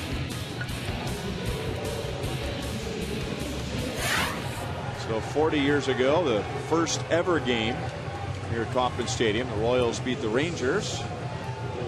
And 13 years ago, the walk-off to beat the Minnesota Twins. Wade Davis turns in 5 scoreless innings, and now Bruce Chen will take over in the 6th. He has pitched 1 game, but that was 1 big game on Friday in Philadelphia, and it was in relief of Wade Davis. And Bruce ended up with the win when the Royals scored big, winning 13-4. And his first pitch is in for a strike to Plouffe. And if he can hold the lead here, he'll be in line for another one, won't he, Monty? Actually, I think Wade Davis will get the win Now he would get him an H. For a hold. Exactly. So that's right. You have to go 5. This is top of the 6th. Wade needs one. Bruce already has a W. And he makes a good defensive play to get Trevor Plouffe, who is 0 for 3. All right, our AT&T trivia question. 3 active major leaguers who have won more than one batting crown. Hud threw in Joe Mauer, who has 3. I'm trying to think of guys that has been playing for a long time, like Todd Helton, guys like that, maybe. Has Miguel Cabrera won more than one? I think he has, hasn't he? How about Derek Jeter? Just a guess. Seems like Dustin Pedroia is always up at the top of the voting and standings in those hit. Tough question. Ichiro had 200 hits for 11 straight years. I don't know how many batting titles were mixed in there. Well, there were 2. There you go. Nice work. Now the people, they were all over that. We were just kind of complimenting their work. So we let them participate.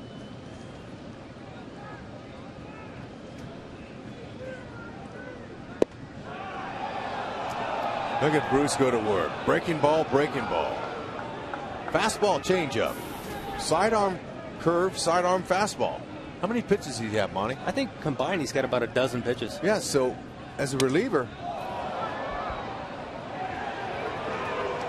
Moustakis, very impressive that he got to that ball and threw it in the area of first base. And Parmalee has an infield single. The Royals were playing him the other way, and that's why Moustakis had to go so far to his right. Oh, yeah, that bat shattered in half. Moose did all he could.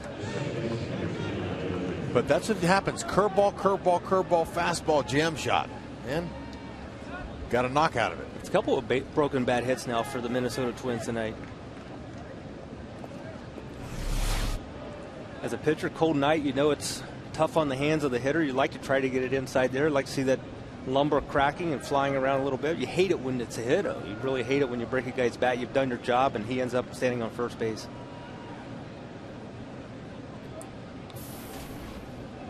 Ryan Dozier had been 0 for 11 coming into tonight, or at least 0 for his last 11, and he has singled and walked. Bruce Chen really taking in stride all the moves the Royals made during the offseason to upgrade the rotation. And Bruce said that every time he heard about the Royals making a trade or signing somebody or making another trade, he's thinking, hey, man, we're getting better. Every day I read about the Royals, we're getting better. And then it dawned on him, wait a minute, you're kind of slowly pushing me out of the rotation here.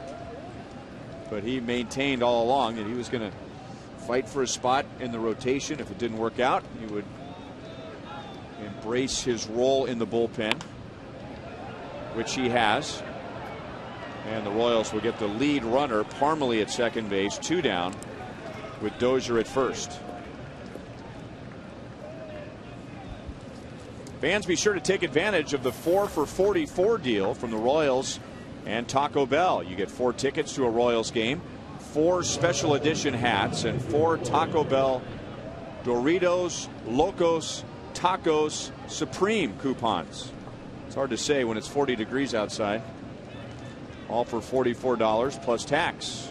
And that's good for any Royals home game while supplies last. And you can get your tickets at the Kauffman Stadium box office or by going to Royals.com/Taco Bell.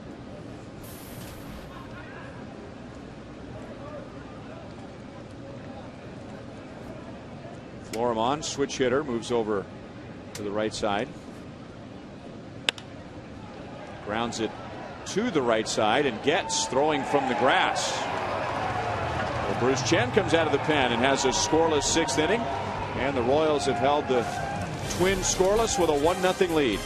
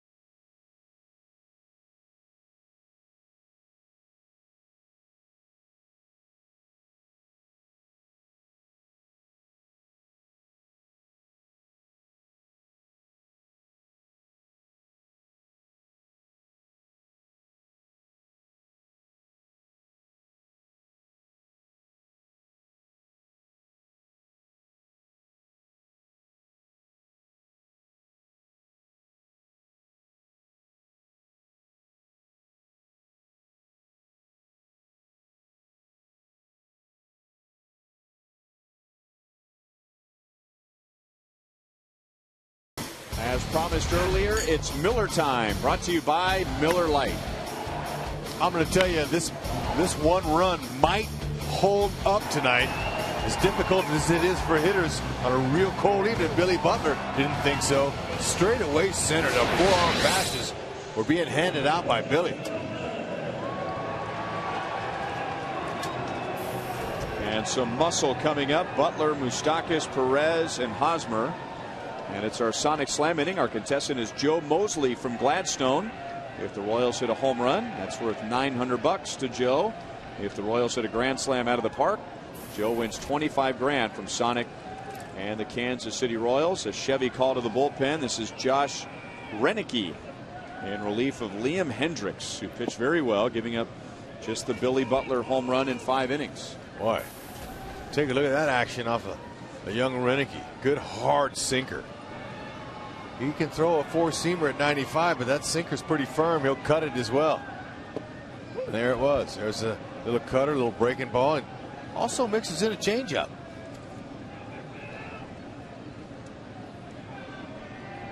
.6'3", 200. He's a good athlete. Nice arm. Well, they tried him in the rotation early in his early days with Toronto.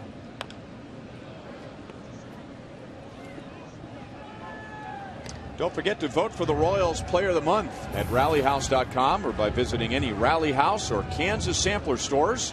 You'll get a chance to go on the field and meet the winning player before a Royals game.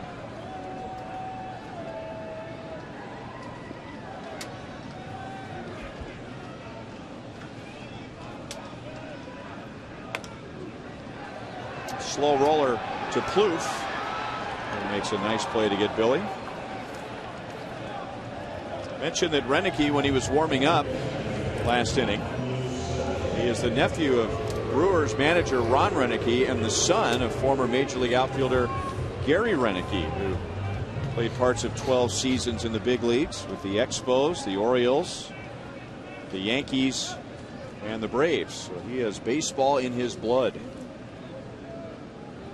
Sounds like a guy maybe you crossed paths with, Rex, in some of your I did teams. As a matter of fact, but one of the lowlights in Renicky's career, talking about Josh's dad, that's Gary Renicky, was he was traded for me. And that kind of bummed him out. He's like, gosh, is that all you could get? So you did cross paths. We did. we crossed flights. He was with the Orioles and he got traded over to the Yankees. Plouffe. You don't see a third baseman go make a play like that and then catch it palm up. Kind of matter of factly, wasn't it? Almost as if that was the plan all along. Boy, he did make that look easy. Moose was walking back to the dugout. Didn't even wait to see if he could make the play. And typically you see a bunch of Twins players on those benches there, but not tonight. They're up underneath where the heat is. Well, remember we were talking earlier about how Plouffe consulted Mike Moustakas on improving his defense at third, and Plouffe makes a nice play on Moustakas. And now Salvador Perez, 2 for 2, a single and a double. His double led off the inning in the 4th inning, and the Royals didn't even get him to third. And now he just kind of serves it out into center field, and it drops for a hit in front of Hicks. Like a tennis shot, just kind of lobbed it into the corner. That's a beautiful piece of hitting. Or that's professional hitting at its finest right there. Take a little bit off, drop one in there. Outer half, he's good at that. Talked about his backside falling out. He still is able to keep his hands back and just guide it out there.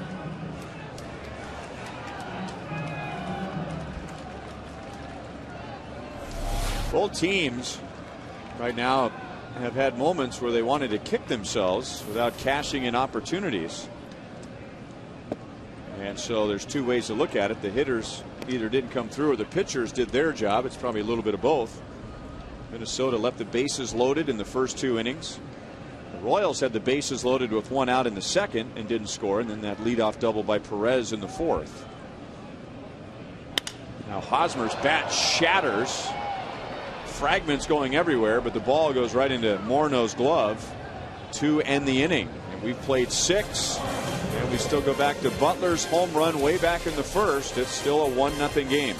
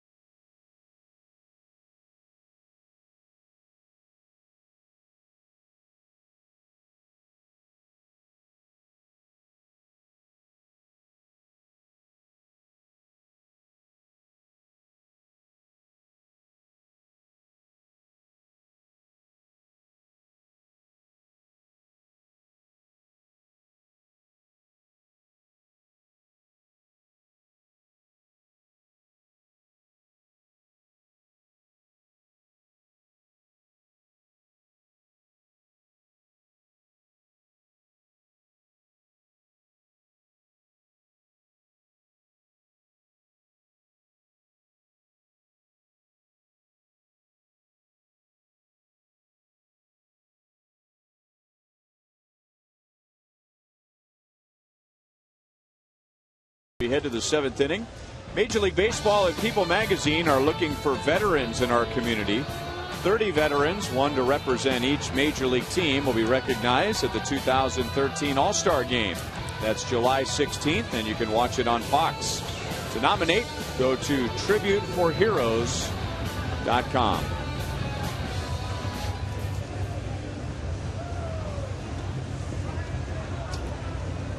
Bruce Chen took over in the 6th after Wade Davis pitched 5 scoreless innings. Davis threw 96 pitches. So he came out after 5, and Bruce Chen had a scoreless 6th, and now Minnesota will have the top of the order, and Aaron Hicks will bat right-handed. He was 0 for 3 against Davis as a left-handed batter with 2 strikeouts. Wade Davis struck out 6 in his 5 innings. Now Aaron Hicks is 2 out of 33 to begin his big league career. Did you ever have a time, Monty, early in your career where you thought to yourself, I thought I was ready for this? I was pretty fortunate. I got off to a really good start and came in relief to get things going. Had one start. Then I felt that way. I felt like, gosh, I'm never going to get a chance to pitch again. I sat in the bullpen for a couple, 3 weeks without going back out. But after a while, it's like, you know, you've got to put your time in, you got to prove. But I think in my mind, once I got the first batter out, I felt like that I could get guys out at the big league level.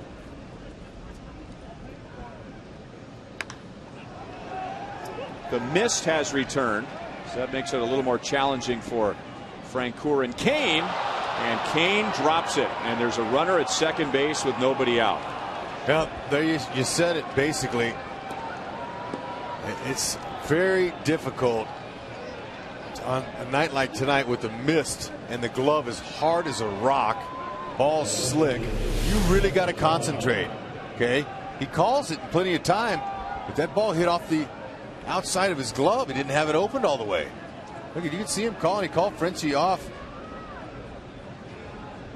It's on the outside of his glove. He closed it before he had it. And that is a shocker.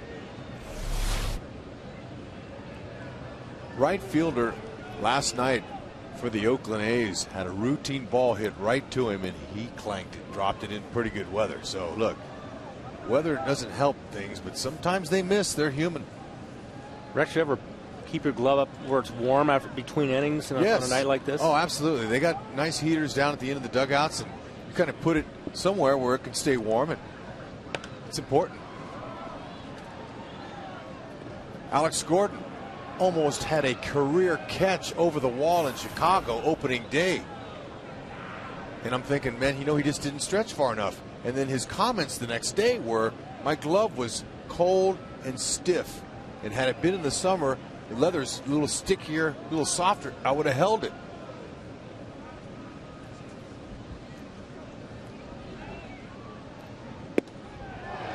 Oh, and 2 on Maurer, who is 1 for 3, but has 2 outs or strikeouts against Wade Davis.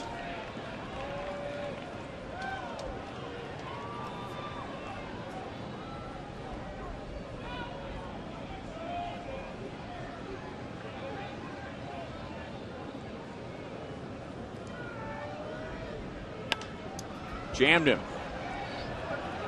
And now Alex dealing with the mist. He'll make the play. So you figure at the very minimum, Maurer is going to advance the runner, but Hicks is still at second base. No, Bruce is tough to guess with. I mean, he said, now here it is, opening day. Look at the perfect timing. Looks at the wall. He didn't just take his eye off the ball. I mean, he really knew where he was on it. Had plenty of time to get to it. Just didn't stick on a cold, stiff glove.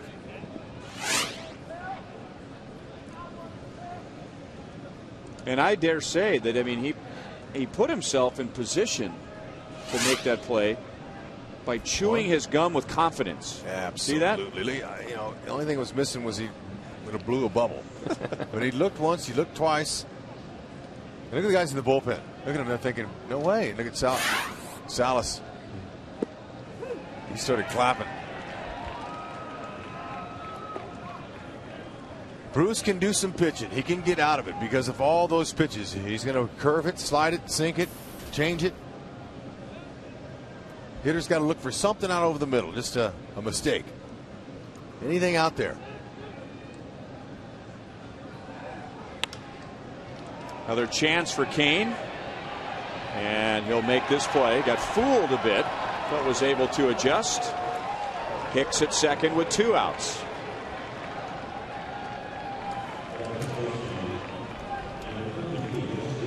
If Bruce Jen can get out of this inning with no runs on the board, that would be some kind of pick-me-up for Lorenzo Cain in center field. Okay, Kane wasn't sure how to read it. Willingham, big strong guy, is going to head back because lots of times you think a power hitter is going to hit one hard. So Kane has to cover a lot of ground moving back and then in. Anything but a routine day at the yard for the outfielders. It's tough. And Morneau took a strike. He snaps his head back. Says, was that a called strike or a swing? Ryan Onora told him that it was over the plate. Morneau singled in the first. He is 1 for 3.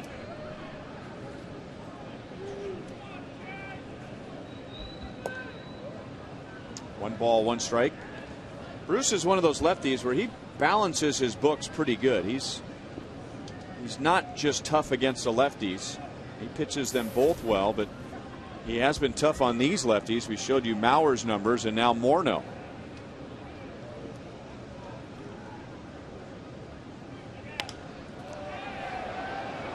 Alex in left field. And he makes the play in fair territory. And a huge sigh of relief for Lorenzo Cain. The air put a runner at second base with nobody out, but Bruce Chen pitches out of it. Way to pick him up.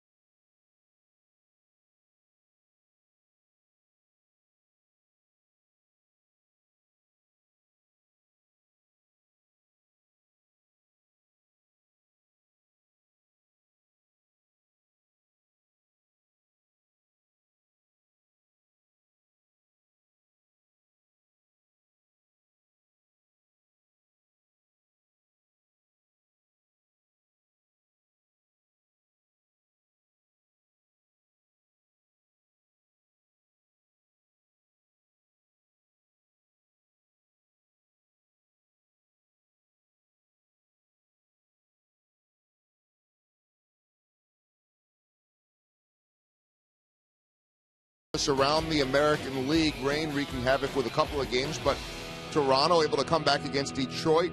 Tigers coughing up a 6-1 lead, and Tampa Bay beating Texas 2-0 in that game. Matt Moore gets the win in spite of a lot of walks in 5 1/3 innings. Washington beats the White Sox 5-2 behind Bryce Harper. And Boston hanging on right now, but Chris Davis is homered again for Baltimore, that in the 9th inning.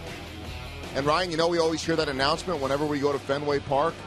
It's a sellout. The whatever number of sellouts in a row since May 15th, 2003. We will not be hearing that when we're there. The 794 straight regular season sellout streak comes to an end tonight. Wow. We were in Philadelphia and talking about the Phillies' 257 consecutive sellouts. I mean, that's impressive. You get the Red Sox coming up on 800 in a row. Wow. Francoeur, Kane, and Getz against Josh Renicky. And you got a couple of guys who have played in the National League here. Renicky's pitched for Cincinnati and Colorado in addition to Toronto. And so he's seen Francoeur, and Frenchie is 1 for 2 against the Twins reliever. And that is belted to deep left field. 2-0 Royals in the 7th inning.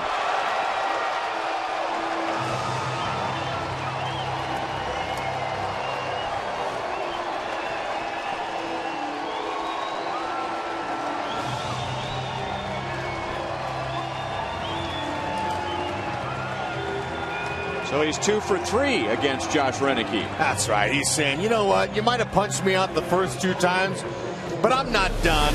And I got to get that goose egg off the board in the home run department. So pilot to Bombardier, open up the doors for Frenchie. As he checked in on a ball that was almost in the dirt, he dropped a head on that baby. It got some good backspin on it. That's out of here. Oh, it was way deep. That's like a 5-iron shot. I thought it was going to clear that whole bullpen. Just hit off the top. But speaking of golf, Monty, and you're as good a golfer as Frenchie is, how about the head position on that homer there? Dozier runs it down and throws out Kane, who is 1 for 3. Okay, if we've been watching Frenchie all year, this year for some reason he's really keeping his head on the ball, and it's no different here. Okay, he comes out, he recognizes the breaking ball, his eyes do, tells his hands what to do, and man, that is a beautiful thing with contact saying, hit me out of here. Ooh, that's a beauty. Look at that straight front leg, nice balance. He got every ounce of that ball.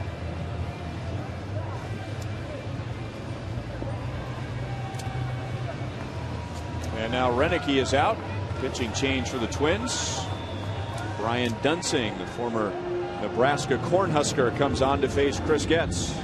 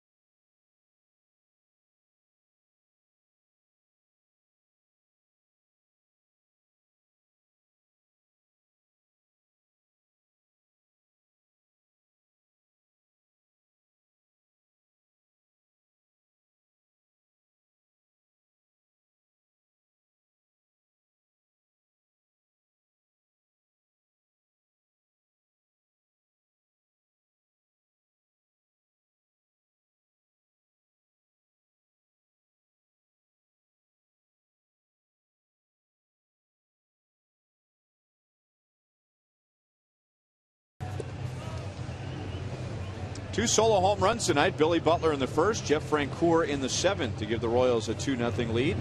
Subscribe to MLB.tv today. You'll watch every out-of-market game live online in HD. Features include choice of home and away broadcasts, DVR functionality, and multi-game viewing options. Visit MLB.tv to order. MLB.tv, baseball everywhere.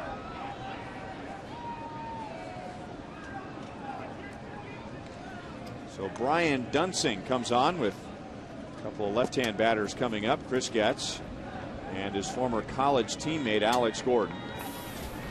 Dunsing has bounced back and forth between the rotation and the bullpen since becoming a Minnesota Twin. All appearances this year have been out of the bullpen. He's got a decent fastball. He can run it up to 94 with his four-seamer, but he mainly is a sinker baller. He kind of sinks that ball. He's got a good cutting action to it if he wants to. He can cut it, slide it, and a good changeup. Occasional slow curves. Lined into center field, a big base hit for Chris Getz. He had been 0 for his last 11, so he hangs in there against the lefty. And he's hitting over 300 in his career against Dunsing.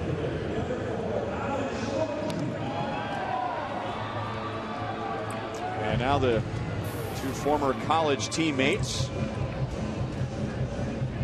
Both were drafted in 2005. And Nebraska went to the College World Series. Alex, the first-round pick of the Royals. Dunsing, the third-round pick of the Twins.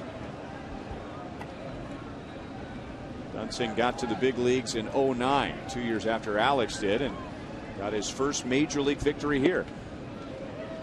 And I tell you what, early on, the head-to-head between these two had a huge advantage on Dunsing's side. And Alex has really evened that out. And now he's got a batting average of over 300 against Dunsing. But it wasn't that way early on. And I think Alex's success against Dunsing coincided with his career taking off, going back to 2011. Jabba Chamberlain of the Yankees also played on that Nebraska team.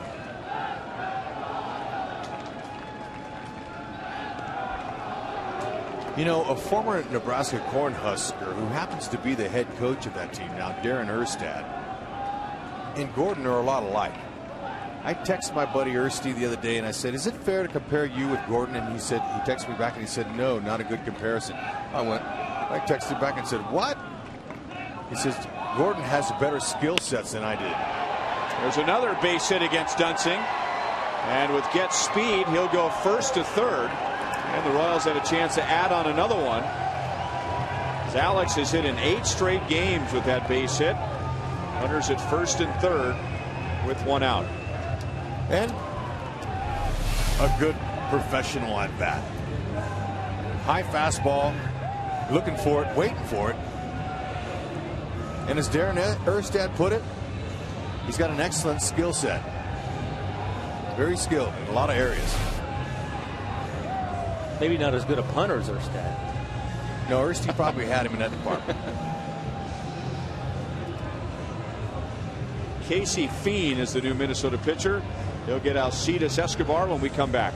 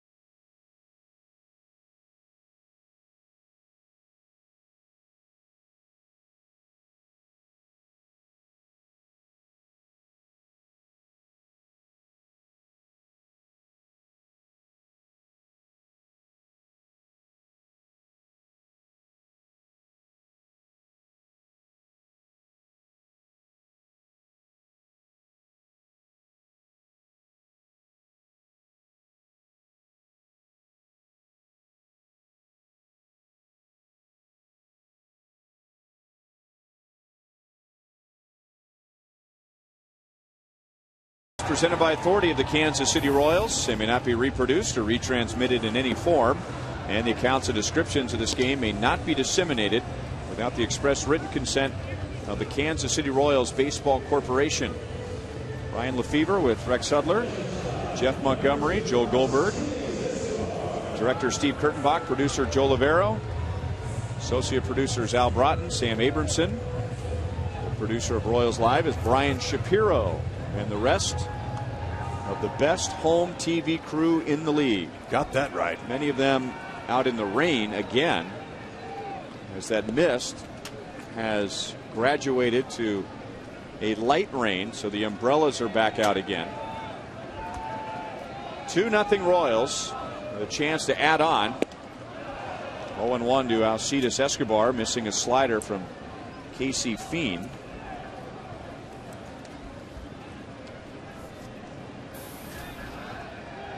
He's appearing in his 5th game, and he's had a bad time so far, giving up 4 earned runs in 2 1/3 innings. Well, he's supposed to be a sinker guy, and he's missing up in the zone, not getting it to sink. Looking at his numbers, obviously he's had that issue from day one this year. Sinker, slider, changeup. Escobar looking for something out over. Sac fly would work nicely. Gapper would work. How about a base hit left field? How about a lousy single? Well, that lousy single gives the Royals a 3-0 lead.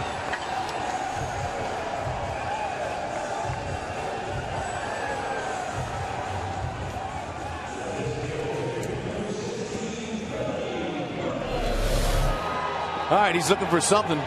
That sinker's not sinking, Monty. That's belt high and straight as a string. Yep, right there, it hit me. Monty, it's typically believed that, the pitcher has the advantage over the hitter when it's cold. But how about a reliever who's been sitting around for 2.5 hours facing a hitter who's already had 3 at-bats? Who has the advantage there? I think the reliever does, because he's able to stay in a warm area. He's in fact, you can stay inside if you want to in most ballparks today. And as long as you can get hot and get a little sweat going, enough time to warm up, you should have an advantage, because everything should be hot for you. Now, these guys that are, unless you're a designated hitter, you're going out and standing around for 10-15 minutes at a time. I would still think the pitcher would have the advantage.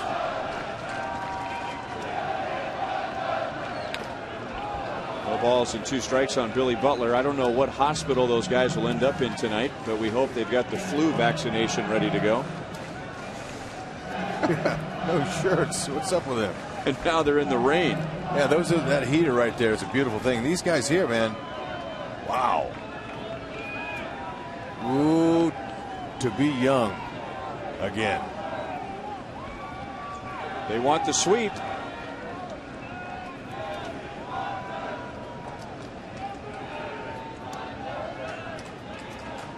And they can read about it tomorrow in bed next to a box of Kleenex. It's going to make the stands. Still 0-2 on Billy. He homered in the 1st inning. Straightaway center field, a wind cutter. The wind was blowing pretty firmly from left to right, but got it over the 410 mark. He's also been hit by a pitch and grounded out. When he hit that ball in the 1st, I knew he hit it hard, but Alex Gordon had hit one two batters earlier, what seemed to be just as hard, and he didn't get his out of the ballpark. And Billy's a little extra muscle there, and he was able to plant it for a home run.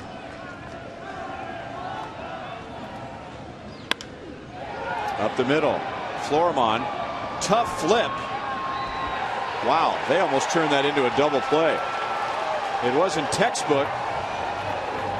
Twins get the force at second base on Escobar. Gordon goes to 3rd, 2 down.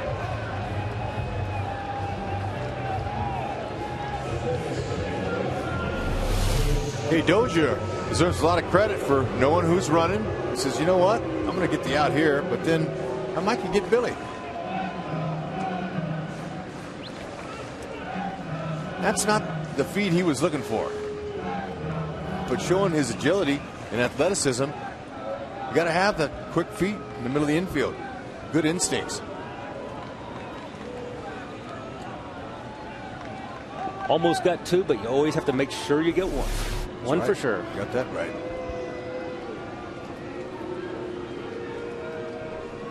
Well, Mike Moustakas with runners at first and third. He is 0 for 3 so far.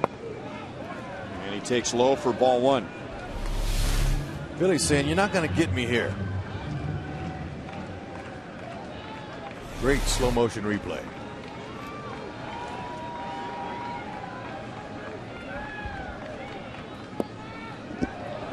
Two 2-0. Francoeur opened the inning with a home run against Josh Renicky with 1 out. Getz singled. Gordon singled. That was against Dunsing. Fien came on and gave up a base hit to Escobar. That scored Getz. The Royals scoring for the first time since the first inning. 3 balls and no strikes.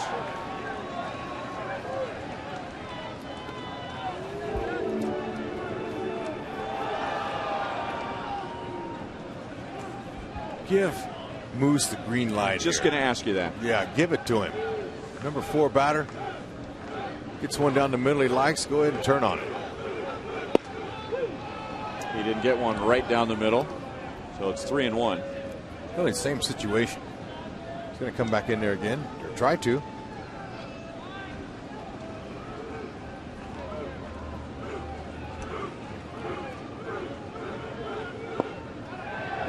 He'll take a walk, and that'll load him up for Perez. That is the first Minnesota walk tonight. And it comes at a bad time when Minnesota's running out of time.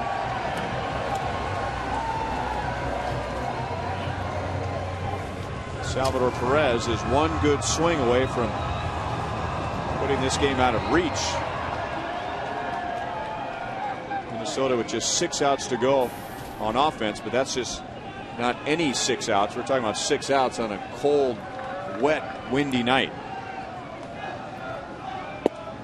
0-1 on Sal. 3 for 3 tonight. 2 singles and a double. Oh man, he's already had a night, but he could really cap it here with a good hit. Added 64 points to his batting average. These 3 hits.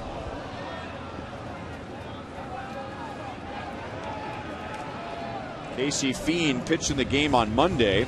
Royals home opener. The Royals won 3-1.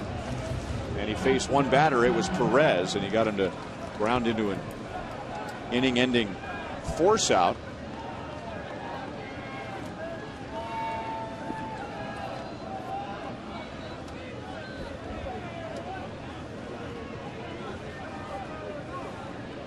Gordon at third, Butler at second, Moustakas at first.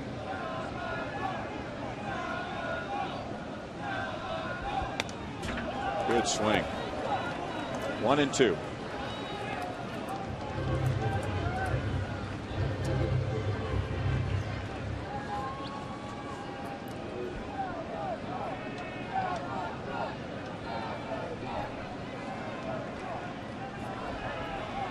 Okay, you got one guy who's starting to get smart.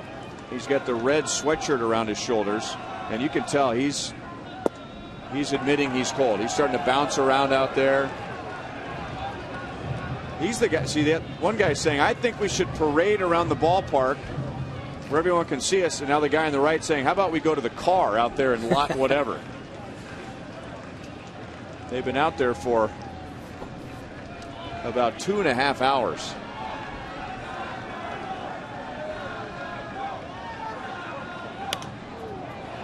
And we'll do it again.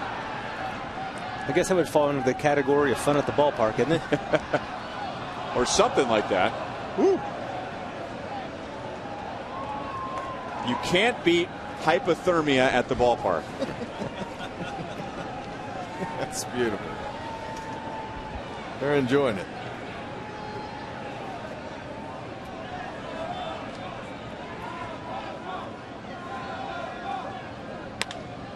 And a slow roller to second. Dozier will throw out Perez. The Royals had 2 big runs late.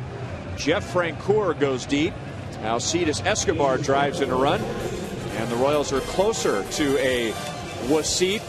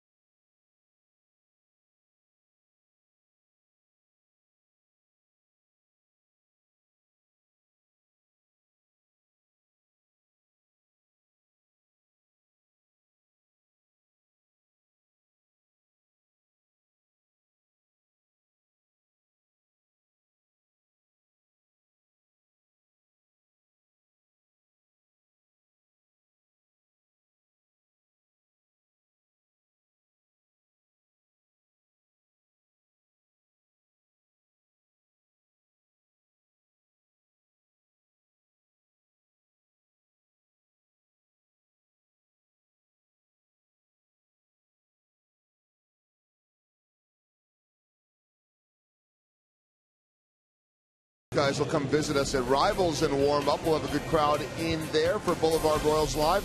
Joel Goldberg, Jeff Montgomery. We will break down Chris Davis, I'm already thinking about the Baltimore Orioles. Wade Davis's start as he puts up that big 0. We'll hear from Ned Yost, reaction from the clubhouse.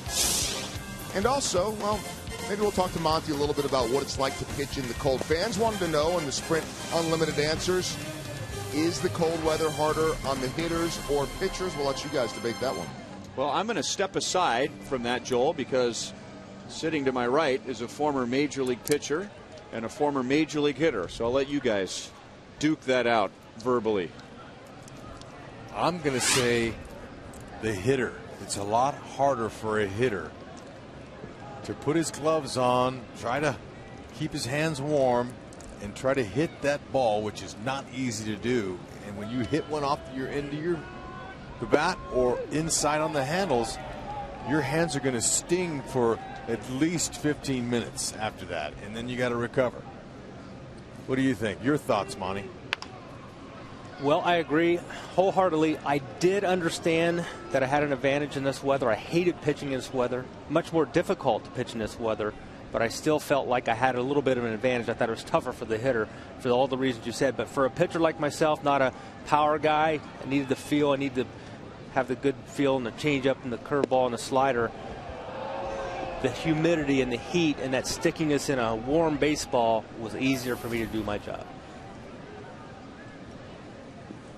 Domit's lucky he's still up there after that 0-2 pitch from Bruce Chen.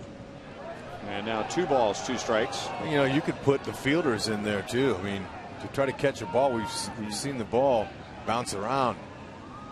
The Royals uncharacteristically have made 2 errors tonight after one last night by Moose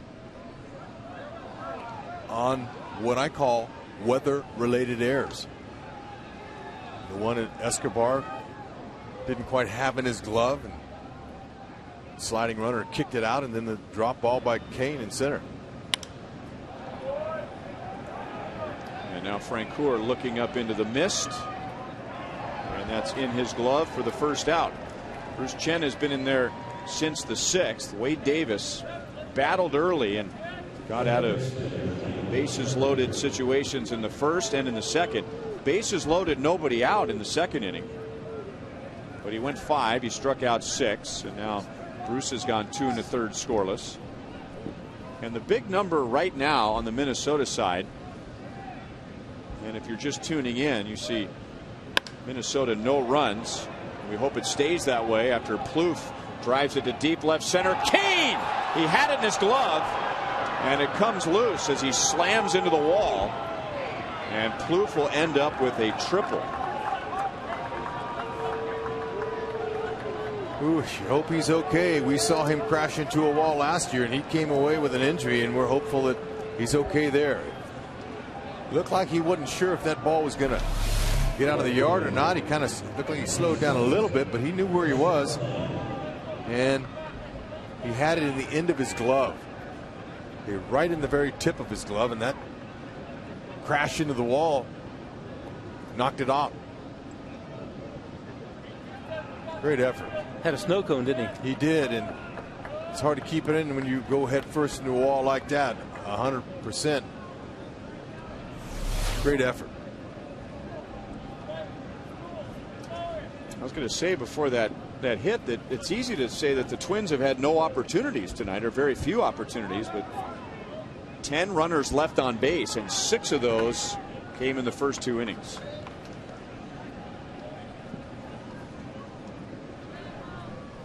And now runner at 3rd with 1 out. Chen to Parmelee, who looks at a strike. Well, I believe it was just about this time last year that Lorenzo Cain crashed into the wall in Oakland. It's around game 5, it seems like. Yep, middle game of that Oakland series. Yep. And a breaking ball for a strike, and it's 0-2. Okay, we'll take you back. This was a great catch. You could tell by the throw that he didn't have all the strength in his legs. Parmelee strikes out. Bruce Chen with a runner at 3rd and 1 out gets a huge out. great location. Salvador Perez calls it up. He comes up and says, all right, I want it right up here. That's where he put it. Got to be impressed with the transition with Bruce Chen moving from the rotation the last couple of years into the bullpen. Just doing a great job. He's locating Salvador Perez with a high target. He hits it right on the money for the big strikeout. And Dozier out in front of a changeup, 0-1. Oh, Bruce is going to be a valuable asset out there in the bullpen, along with Hoach. And I talked with Dave Island today about the starters and the bullpen, and he talked about the starters some earlier in this game and on the pregame show. And on Friday, you folks tune into that great pregame show that Monty's on and Joel Goldberg, and you'll be able to hear what Dave Island has to say about the pen. All of them. That's 6:30 on Friday. Another wasted opportunity for Minnesota. And excellent pitching by Bruce Chen with a runner at third, one out. He strikes out Parmalee and Dozier. He blew it by him. Way to go, Bruce.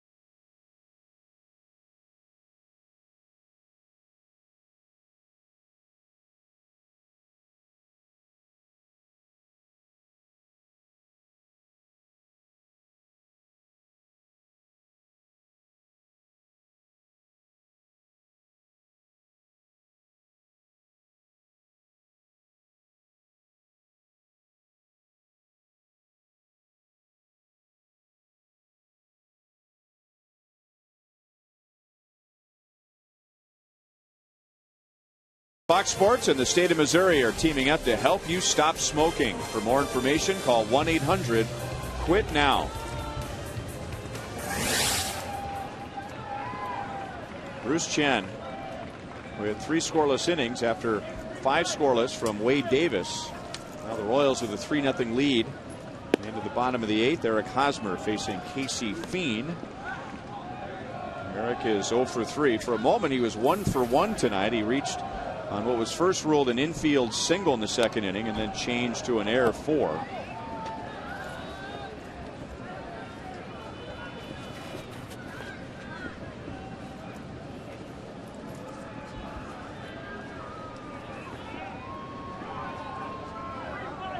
Hosmer, Francoeur, and Kane.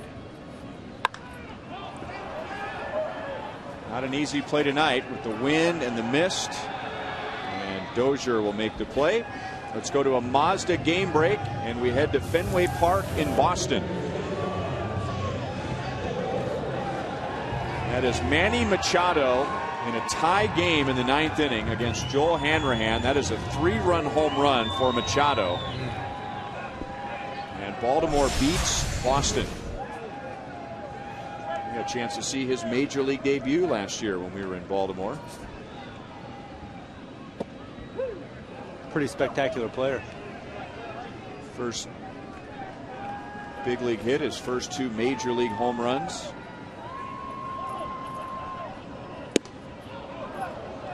Oh, 0-2 on Jeff Francoeur. There was.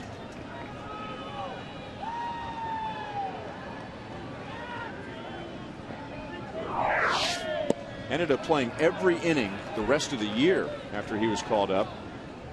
And the Orioles, who had a good year all season, making it to the playoffs, winning one of those wild card spots, they really took off after Manny Machado was called up for the minor leagues. Oh, it's another good move by Showalter. He felt the kid was ready. So there's no pressure on him. Let's just see what he can do. Dozier again going out. And I think that's Parmalee out there. Yep, it is. That's the masked man out in right field. So 2 down.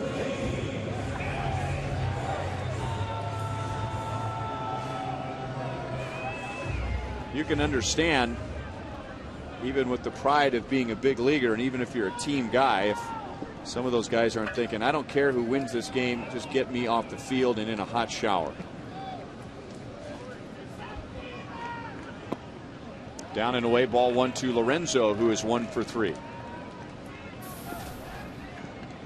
And that headgear is going to come in handy when the Twins land in Minnesota, because they're supposed to get 10 to 12 inches of snow as part of this same weather system.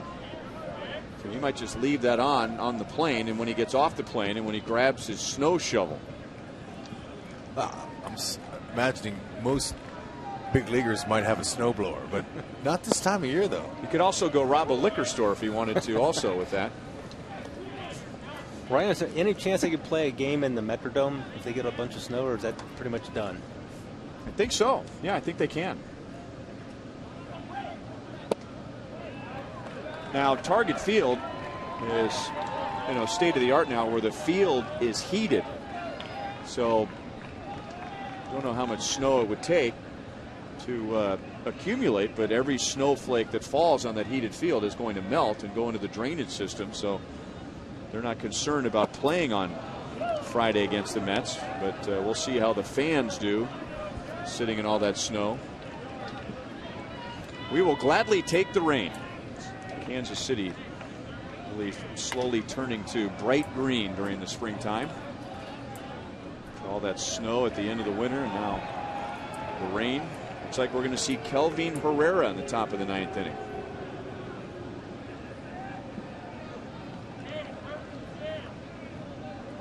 Three 3-0 Royals in the bottom of the 8th.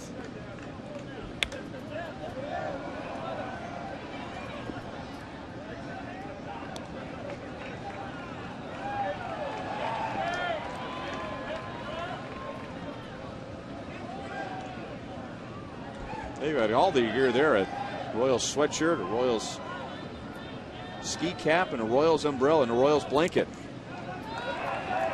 Kane will walk with 2 outs. And that will extend the inning to Chris Getz. Another one of those games similar to last night. Now, the Royals scored 7 runs last night, but they got production up and down the lineup.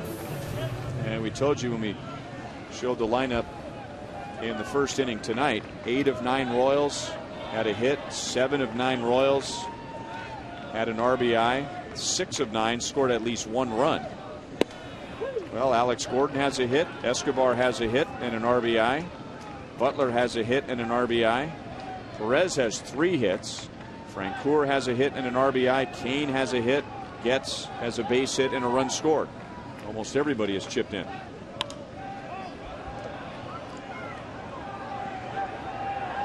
Dozier makes the play on the grass, and we will head to the 9th inning. The Royals are 3 outs away from their first sweep of the year, and it will be Kelvin Herrera to face Florimon Hicks and Maurer.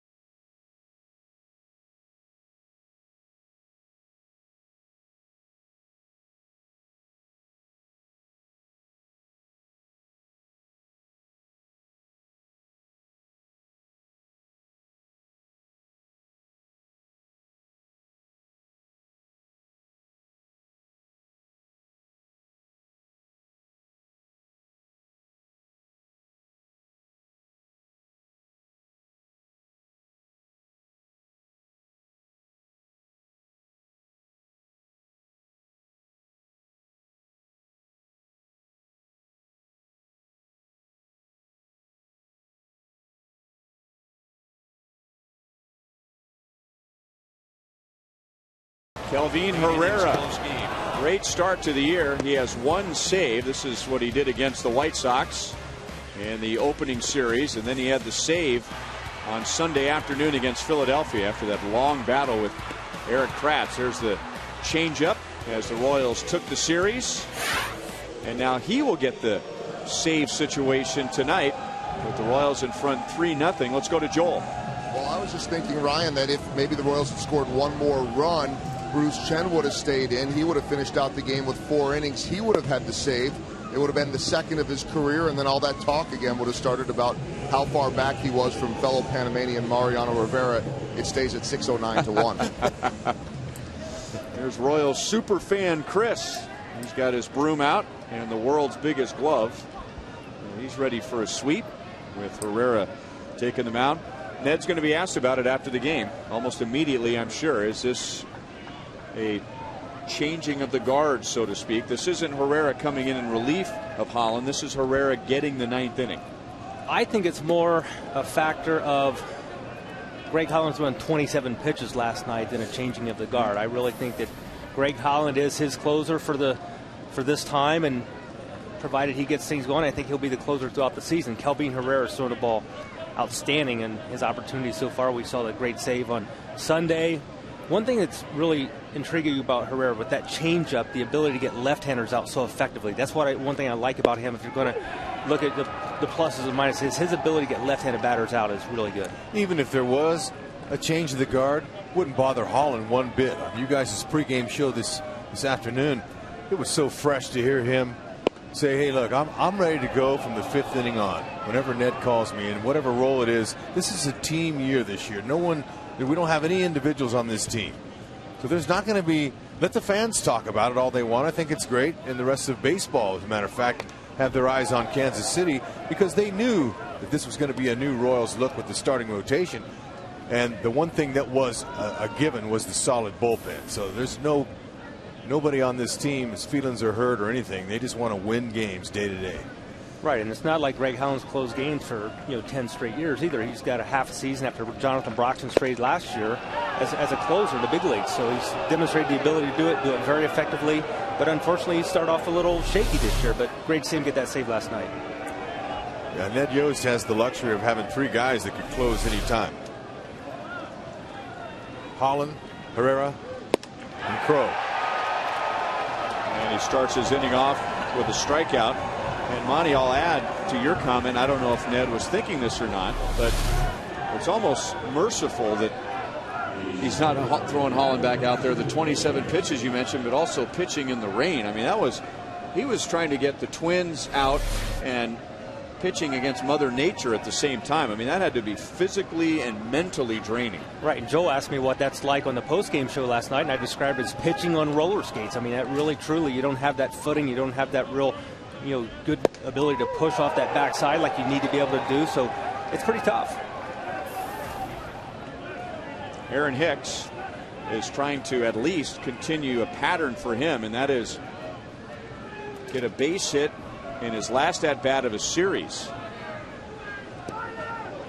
Herrera has other plans, but Hicks had a 2-run base hit in his last at-bat in the Detroit series, and then a big hit at the end of the Baltimore series. Those are his only hits, and he's hitless in this series. 0 for 4 tonight and 0 for 8 in the series with 4 strikeouts.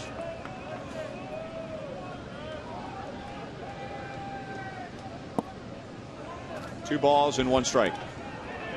A lot of times closers are judged based on the fear factor. Rex, if you had a choice between hitting off Holland or Herrera, who would you choose to bat against? Neither. And like my career is well documented, about this time of the game, I wasn't even on the on-deck circle. It pinch hit for me in a heartbeat.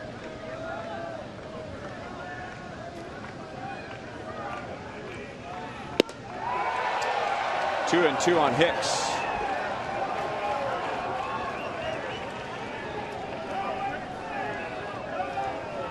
Everybody gets a day off tomorrow before the Royals begin a series with the Blue Jays.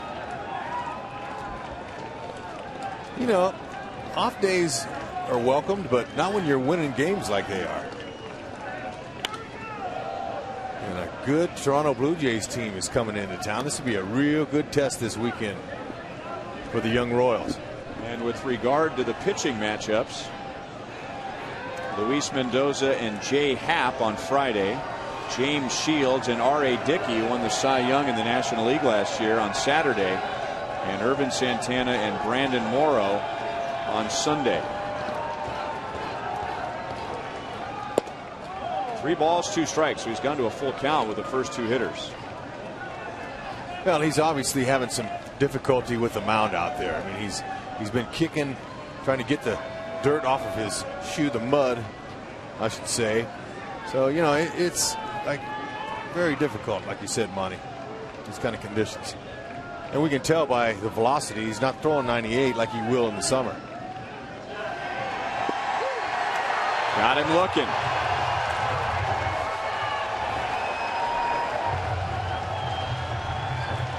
Gotta give some credit to Trevor Vance and his grounds crew for getting this field playable and safe for the players. After that tremendous rain that they got last night, all night long and all day today, to be able to get this game in. These guys are the best in the world. Well, you're right. If you just walked into the ballpark right now and looked at Kauffman Stadium, you had have no idea the weather that this surface has had to hold in the last 24 hours. Joe Mauer 1 for 4. Look at that. I mean, it just doesn't look like a drop has fallen on the field. Last year, the Royals didn't sweep a series until the middle of May, and that was just a 2-game series at Texas. 0-2 on Mauer. They didn't sweep their first 3-game series until the middle of June. That was here against Milwaukee.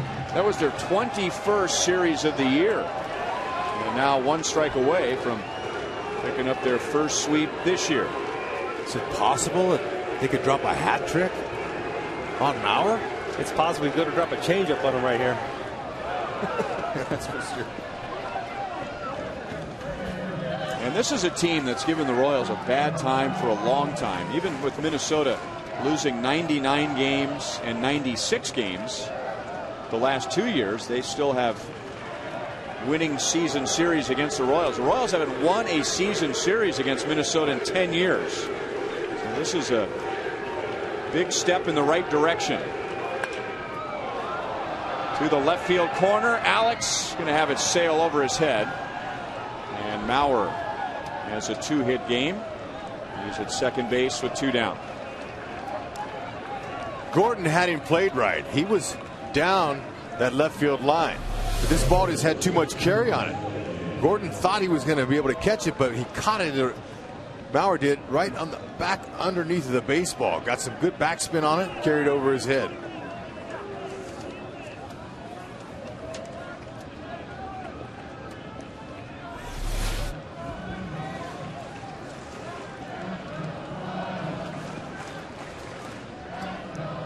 And now Willingham.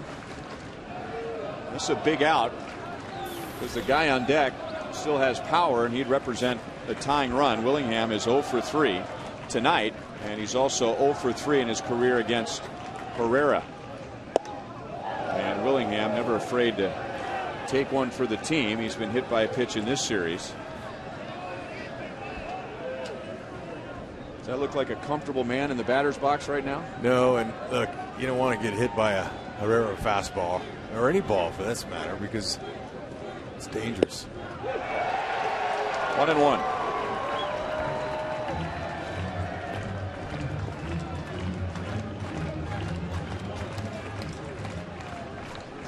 Wade Davis went 5, struck out 6. Bruce Chen went 3. He struck out 2, and now Herrera has struck out 2 in the 9th. That is out of play. And Minnesota had the bases loaded in the first. Bases loaded, nobody out in the second. Runner at second, 1 out in the 4th. Leadoff single in the 5th. An error to begin the 7th, which put a runner at second base with nobody out. A 1-out triple in the 8th. They've had their chances. Davis and Chen were able to find the right pitch when they needed it. Changeup got him looking.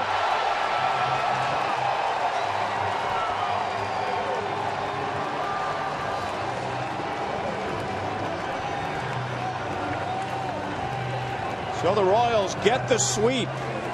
Billy Butler homered. Jeff Francoeur homered. Alcides Escobar also drove in a run. And the fans can proudly hoist those frozen brooms as the Royals take 3 from the Minnesota Twins. Yeah, and a nice job by Wade Davis. He escaped a couple of jams early in the game, went 5 innings, handed it over to Bruce, and Bruce cruised. And then off to Herrera for the save. That was a team effort across the board, especially in the pitching department.